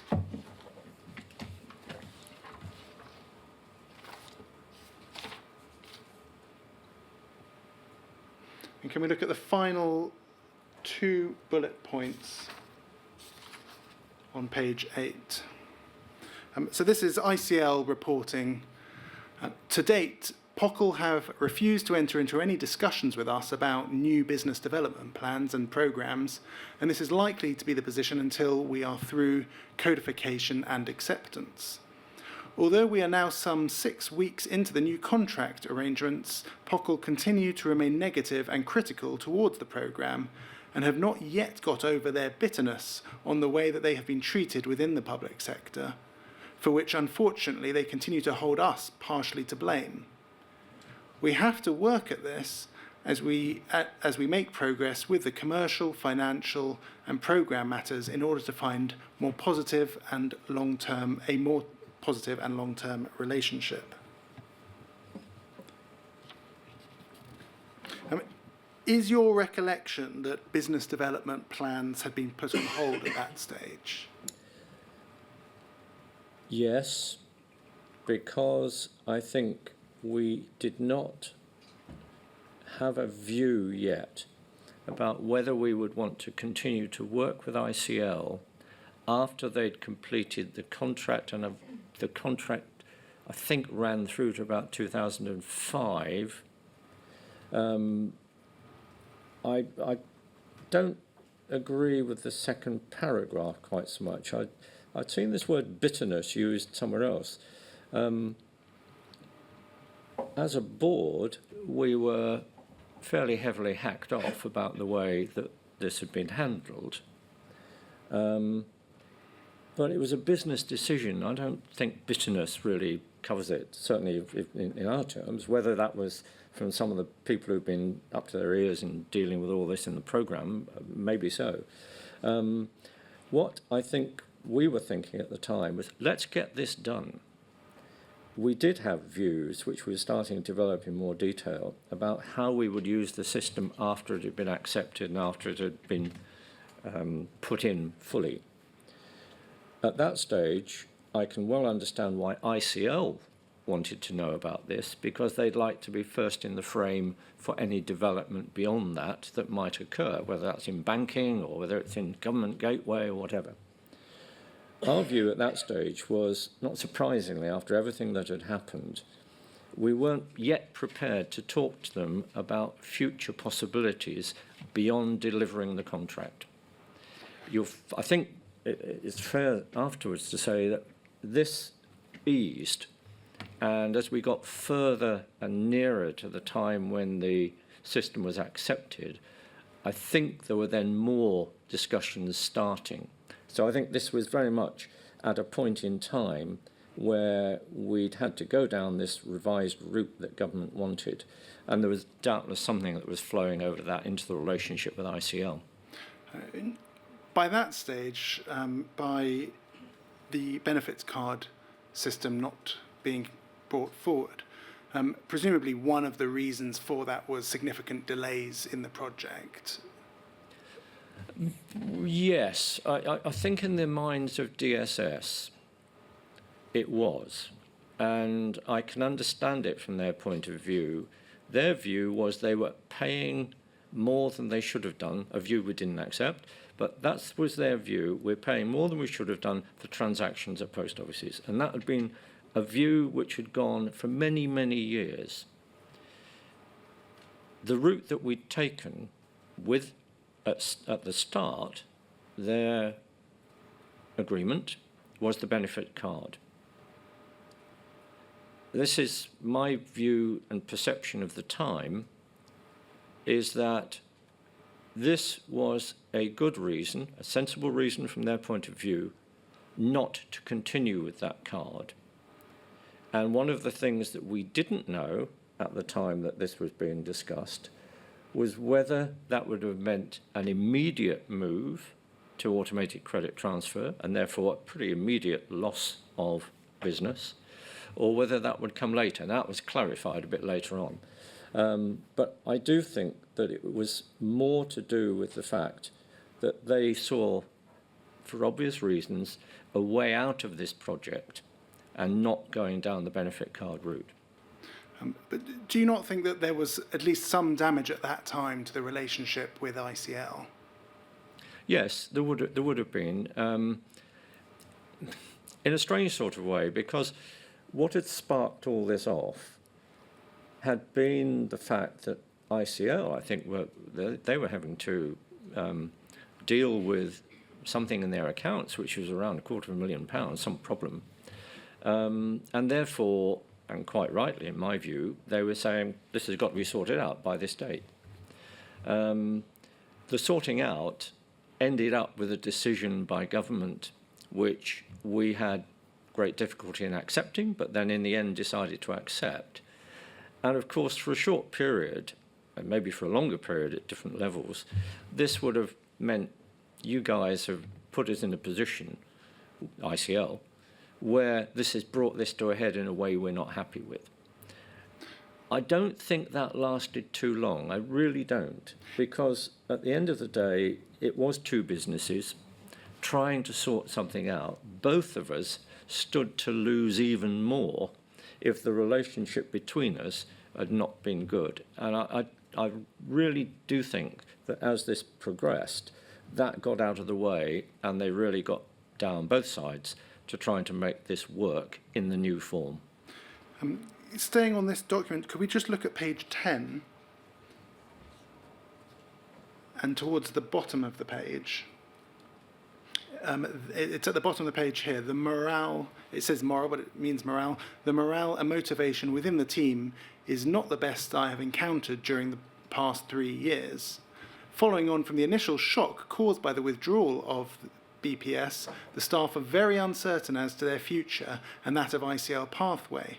We will need to work very hard during the next few months if we are not to experience a large exodus of key people. Now, I know that you weren't based at ICL, but did you experience any lowering of the morale or any issues with ICL's approach to the work at that time? No. The interesting thing, I think I put it in my own witness statement, was that while all this was going on at sort of my level, ministerial level, all of that, the two teams were still working. And I think it's maybe that the bitterness was on both sides, that they'd put enormous amounts of time in. Some of these people have been working incredibly long hours to try and handle all of this. And then all of a sudden somebody says, we've shifted the goalposts, and it's now over here. And I think you don't get the exodus quite so much in the public sector as you would in the private sector. But all of these people, as we were saying earlier on, were experts in an area where there were not too many experts. And And I think that that was what was causing the problems. Once they got back into trying to work out, because we were still at this stage having to work out what the government decision meant. I think we were given 3 months to actually look at what this means and try and develop new heads of agreement. Once they got stuck into that, I think it worked a heck of a lot better. I'm going to move to July 1999, and we're going to look at some board minutes, and we'll probably stay on that topic possibly until lunchtime. Can we look at poll 50352, please?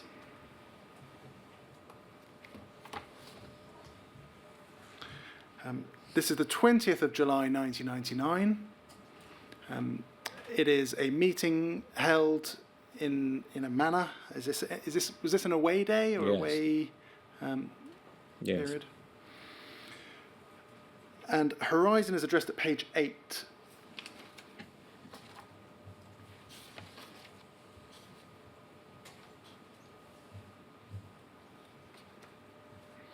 And page 9 as well. And can we, for our purposes, look at page 10?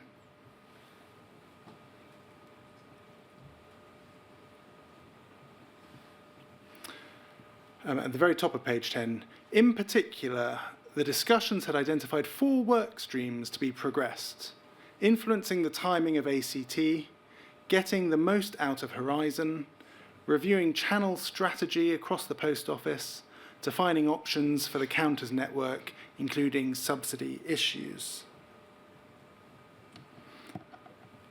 And then at 2, the board had to decide by the 31st of July 1999 whether it wanted to terminate or sign the revised contract with ICL. Now, I want to spend a bit of time on the next page, but I think I'm going to first just take you back to your witness statement about this, if that's okay. Can we return? Is it possible to have 2 side by side, or is that yes? Excellent. WITN 033-90100, and it's paragraph 36.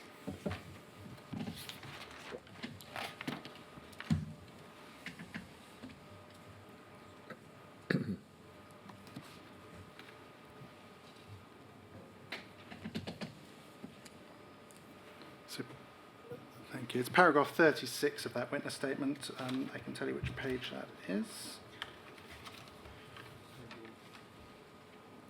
21.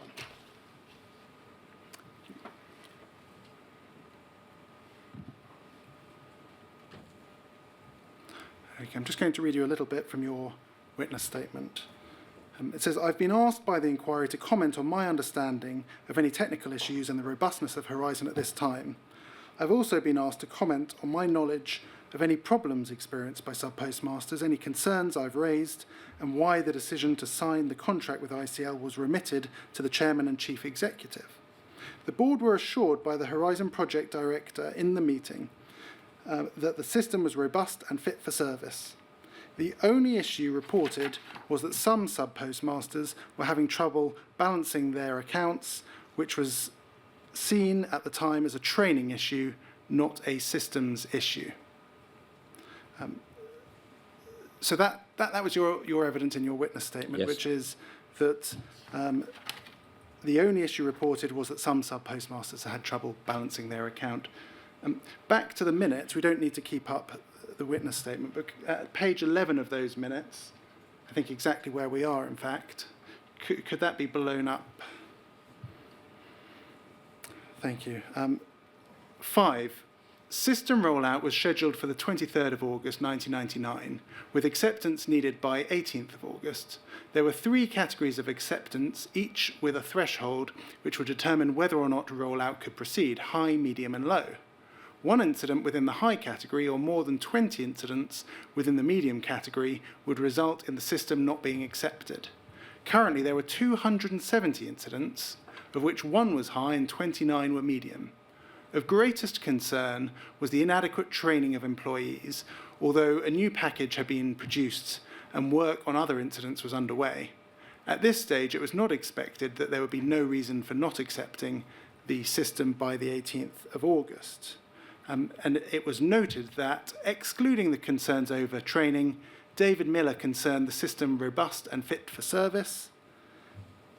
And down one, a number of sub-postmasters were experiencing difficulties operating the system, and in particular with balancing.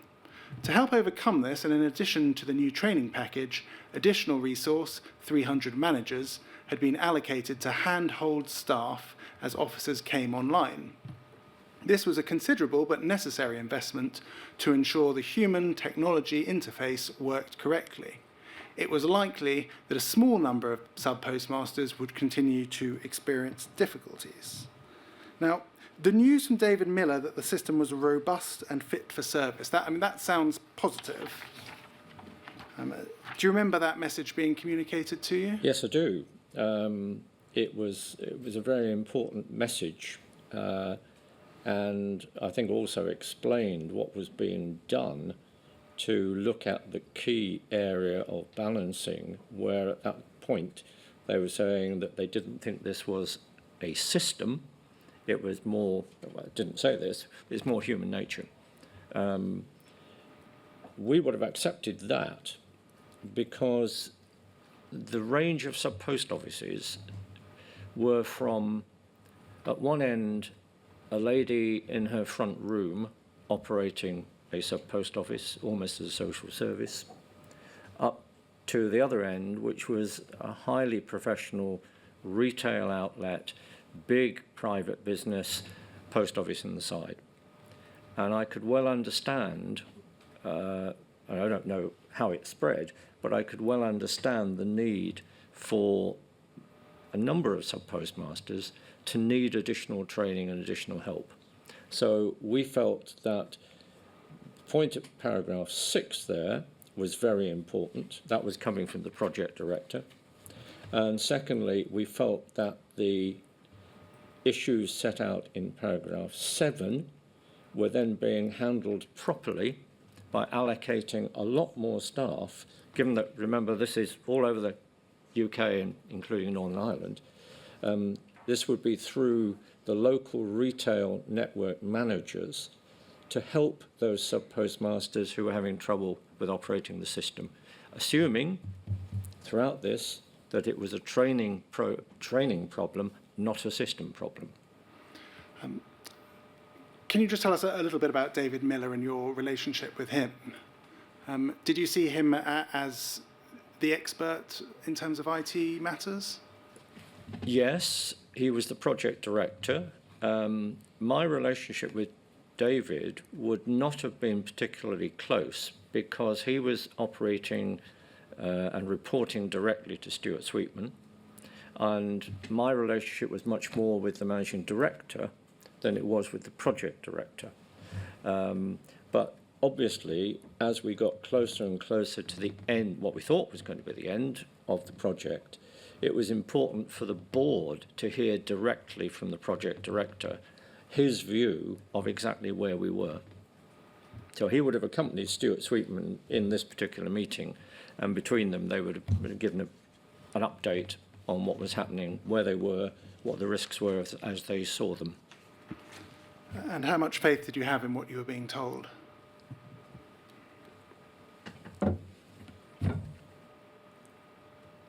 I think we had complete faith in that. He and Stuart Sweetman have been working on this from the beginning. I can't think of any reason in the context of the atmosphere that we try to create within the post office where someone would come and lie to the board. I can't think of any instance where somebody would come to the board and mislead the board. In either case, there would have been consequences because these things tend to come out. And therefore, when the project director comes to you and says, I consider the system robust and fit for service, you accept that. Can we just go up slightly on that page so that it includes paragraph 5 as well? as 6 and 7. Thank you very much. Now, you said in your statement that the only issue reported was that some sub-postmasters were having trouble balancing. Looking at those paragraphs as a whole, that wasn't the only issue, was it? No, it wasn't the only issue, but the only issue reported in detail was that sub-postmasters were having trouble with balancing. So it's reported in detail rather than reported? Yes. Yes. Because there were 270 incidents, of which one was high and 29 were medium at that stage. Again, this is where my lack of knowledge doesn't help me. But from reading some of the papers since then, I would need now to understand the definition of an incident. And it did strike me that in some cases, these were tiny things which were on the system, something had happened, something had gone wrong. I can remember at the time that we thought that the way in which they were handling this was very sensible, splitting them into high, medium, and low. I can't answer the question I'm about to pose, but I suppose what we should have said at the time were explained to us in more detail what 270 incidents were. But you do have to get to a point where you accept that the people who've been working on this all the time are the ones who are going to deal with things. And if they say those kind of incidents we're going to get rid of, and in fact later on, in a further report to the board as we got closer to the end, it was getting quite specific about what the incidents were, down to about 3 or 4 major ones. At the same time, I think we were beginning to understand very clearly that ICL didn't always accept the definition of what was an incident, but they did in fact agree that more time should be taken to resolve it, and I think that was happening. So I think really between us, and you may have this from ICL, deciding and describing what an incident is would probably help in looking at that paragraph again. You've mentioned in your evidence about the training issue. If we look at paragraph 7 there, it doesn't definitively say there that it is a training problem, I don't think. It says a number of sub-postmasters were experiencing difficulties operating the system, and in particular with balancing, and the solution that's been developed is to provide a new training package. Would you agree with that? Well, it does say to help overcome this. Yes. I mean, the whole idea was, as I understood it, understand it still, is that sub-postmasters were experiencing these difficulties. We'd produced a new training package and a lot more human resource to then go and help those who were having a difficulty. It's not every sub-postmaster, which is why I made the point earlier on about size and scope. And the idea was, as they described later in that paragraph, that they would have time to be with a sub-postmaster or his or her staff to actually take them through what was going on. So I think I would say, I think that is a sensible solution to what the problem was as defined. So is it that the board, the presentation to the board, effectively, the board's understanding at that time was that the issue was one of training? Yes. And it says at the end of that paragraph, it was likely that a small number of sub-postmasters would continue to experience difficulties. So even if Mr. Miller was right about it being robust and fit for service,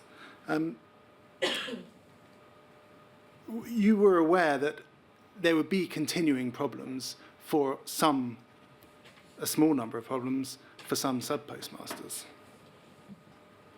Yes, and can I just explain that? During my time, both as Managing Director of Counters and then later on as CEO, I tried as much as I could to get out to visit post offices.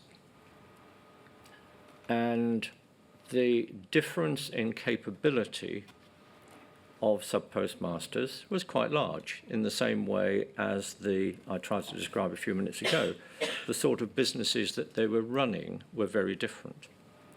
We were trying to put these terminals into every sub-post office. And that meant that the range of people's capabilities would be quite large. I'm sure if I'd been a sub-postmaster and I'd been asking to do this, I'd have had somebody holding my hand as well, because it's a new system. It's putting technology into these post offices where before that the till had probably been the highest bit of technology some of them would have had. And therefore, I do think that what we were talking about here, and it would have been a reasonable point of it, was that you were dealing with such a range of people, capabilities, and in the main, they were good capabilities. But some people, quite rightly, with technology, would have needed more help than others. In terms of that final sentence, that it was likely that a small number of sub-postmasters would continue to experience difficulties. When it came to prosecuting people based on Horizon data, do you think that information would have been relevant or was relevant? I don't know, because I was never involved in any of the prosecution cases at any time. What I do think was important was that we were doing all the things we should have done to help people understand the technology. And again, if I may just for a second read back to you, the necessary investment to ensure the human-technology interface worked correctly, like a small number of the whole of that paragraph, to me, is about the people issues. Who do you think framed it as a people issue at that meeting? I think that would have been framed by the report from the project team, which presumably at that stage would be faced by either Stuart or David Miller. Can we look at paragraph 12? That's over the page.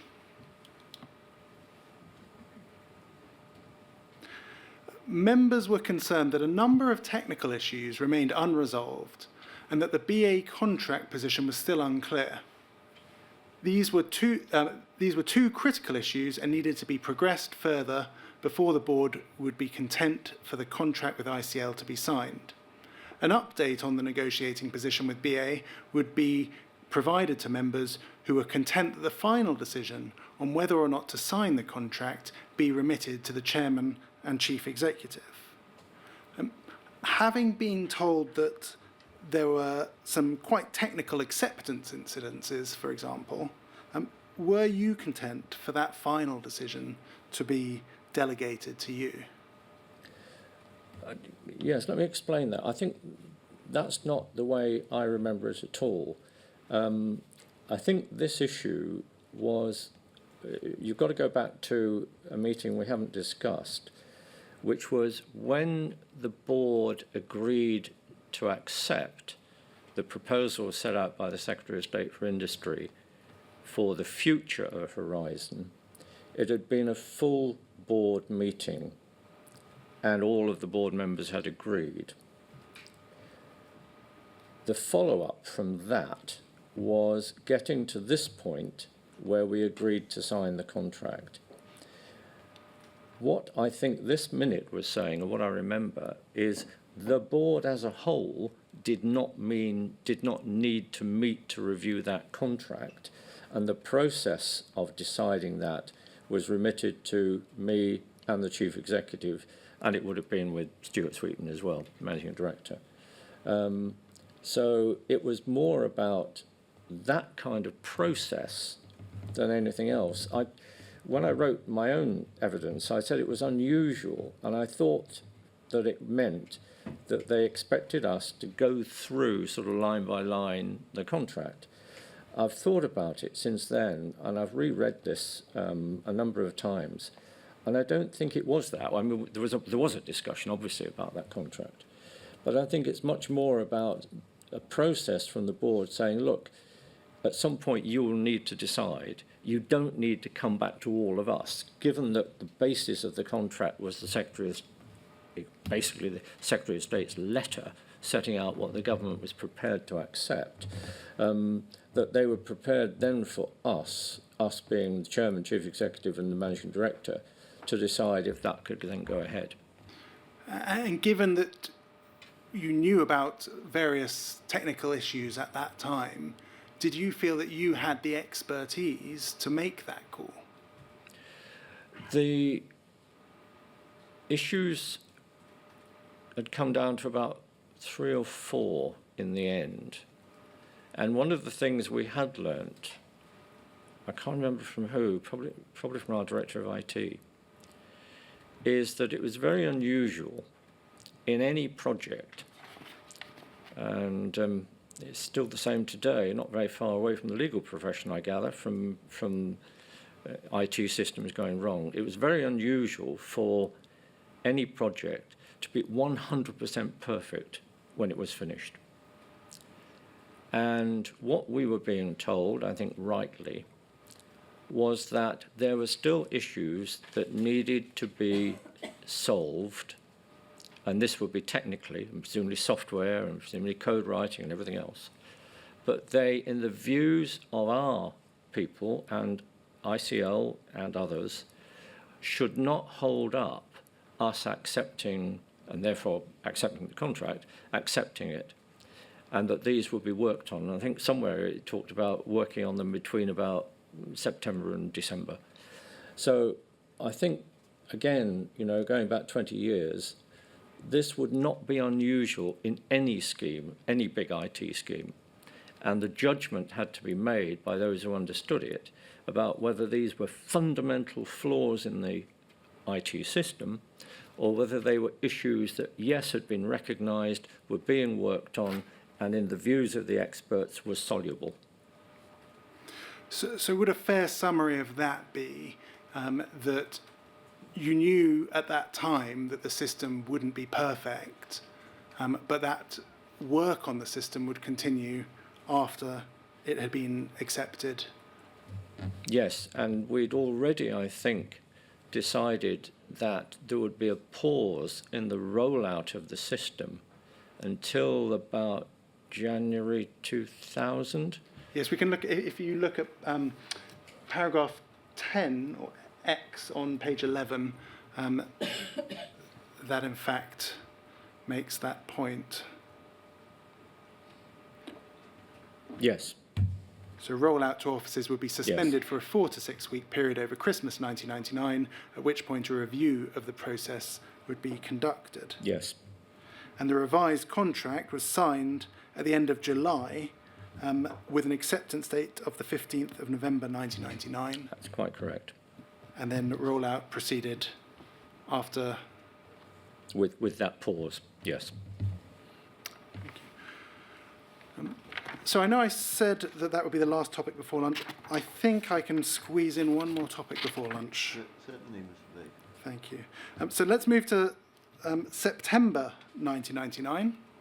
That's poll 0000353.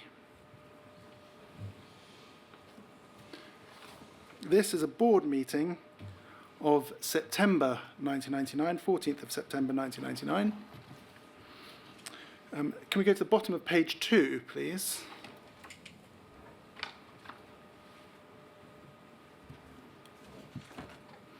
And there we have the Chief Executive's report. So that was your report to the board. And can we look at page 3, and it's point 3. Horizon. And I'm going to read a little bit out there. When the board met in July, Pockle's Horizon Programme Director had been confident that system acceptance would occur as planned on the 18th of August. Unfortunately, 3 high-priority acceptance incidents around training, stability of the system, lockups and screen freezes, and quality of accounting data remained unresolved. And whilst ICL did not accept the categorisation of those incidents, they had nevertheless resulted in acceptance being deferred until the 24th of September. A decision on national rollout had also been deferred, although POCL had agreed to continue with live trials with a number of offices operating the system extended to 900. Progress on training had gone well, and the incident had now been downgraded to medium priority. However, system stability and accounting was still being analysed, and rectification was not expected before December. Under the terms of the revised contract signed at the end of July, the final acceptance date was 15th of November 1999, and it remained uncertain whether the plans that were currently in place would enable the deadline to be met. Can we look at slightly down the note below, so that's 7. It was noted that the continued rollout of the system to a limited number of offices was at no cost to counters who would make any payments to ICL until the system had been accepted. However, the logic behind this approach was questioned as serious doubts over the reliability of the software remained. It was also felt that by continuing unchecked, it might also be harder ultimately to refuse to accept the system. So, at that stage, that is September 1999, there were 3 high-priority acceptance incidents around training, stability of the system, and quality of accounting data. There was system stability and accounting was still being analysed, serious doubts about the software, a risk that it's getting too late to refuse. Things weren't looking too good by that time, were they? No, I don't accept that. Remember where we've come from. In other words, we've gone through all of this. We've put in a new system since the government's decisions, or we've made all the alterations, or their teams have. And to get it down to that, I think was pretty good. Now, knowing what we know now, the accounting system obviously was an issue, or would prove to be an issue. At the time, we agreed that they would not accept, I can't remember the dates now, but we would not accept the system in August, which was the original date. It was going to be delayed, and we knew we had until the end of November to take that decision. In the end, there was, in the view of the project team, and I guess ICL, enough progress made by the end of September, or whenever the final decision was taken, for us to say, okay, we're prepared to accept this, knowing that work would at least go on until December to rectify those faults. Now, I can't remember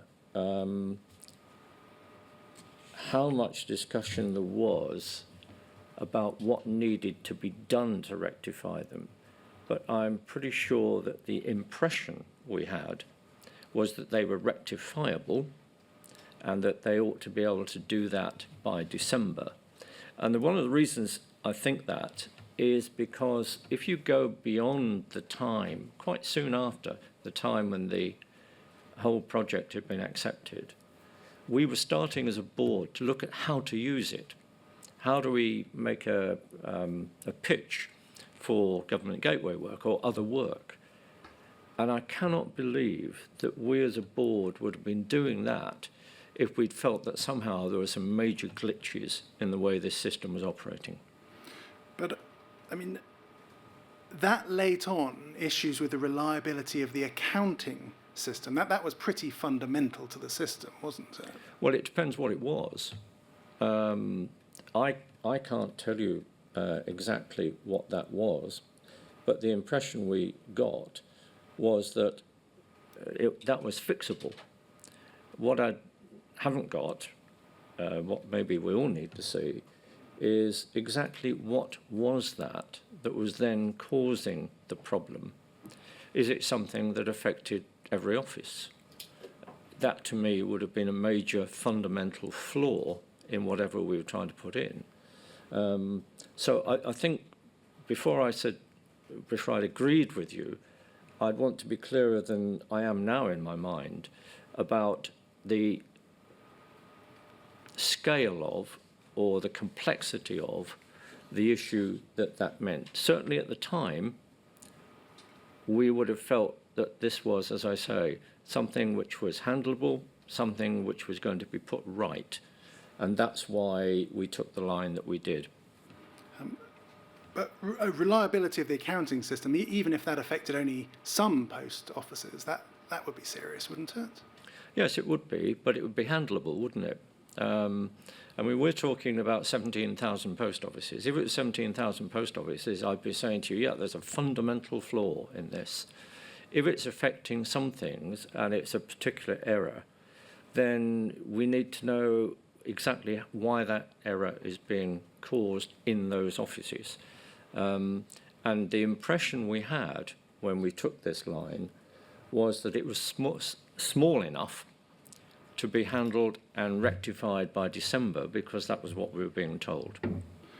Do you think fundamental flaw was too high a threshold for these problems to have to meet? I'm not quite sure that I understand the question. Well, fundamental flaw makes it sound as though the system would be unworkable, rather than it having, for example, bugs, errors and defects. Yeah. Do you think there should perhaps have been more focus at this time on the smaller problems rather than the fundamental ability of the system? Well, I'm sure there were, but I don't think that's the role for the board. If we did that, you'd have been consistent and you'd have spent a lot of time in the board looking at fundamental errors. The governance of the system, which we put in at times, I thought was almost over-governed, but the way it was done was that you had to rely on the people who were working on this day after day after day, and you had to rely on the views of ICL and the consultants who both sides were using to tell you whether this was a big issue or one that could be handled. And certainly the advice we were getting was this could be handled, and it could be handled by December. I mean, quite specifically, with people saying it would take to December until we get this right. And of course, there was then the pause into January anyway, before this would hit people for real. And remember too, if I may, that this was a rollout process. It wasn't affecting every sub-post office at that time because they weren't rolled out there. The rollout was taking time, and therefore they were seeing it in a number of offices. They weren't seeing it everywhere, and that would mean that it would be easier when we did fix it to then say, right, as we continue to roll out, we're rolling out something where that error, we thought, had been sorted out. Thank you very much. I think that's perfect timing for lunch. All right, 2 o'clock, everyone. Chair, Mr. Roberts knows this, but the usual warnings apply over lunch. Yeah. Talk about anything except your evidence. Yes, sir. Thank you very much.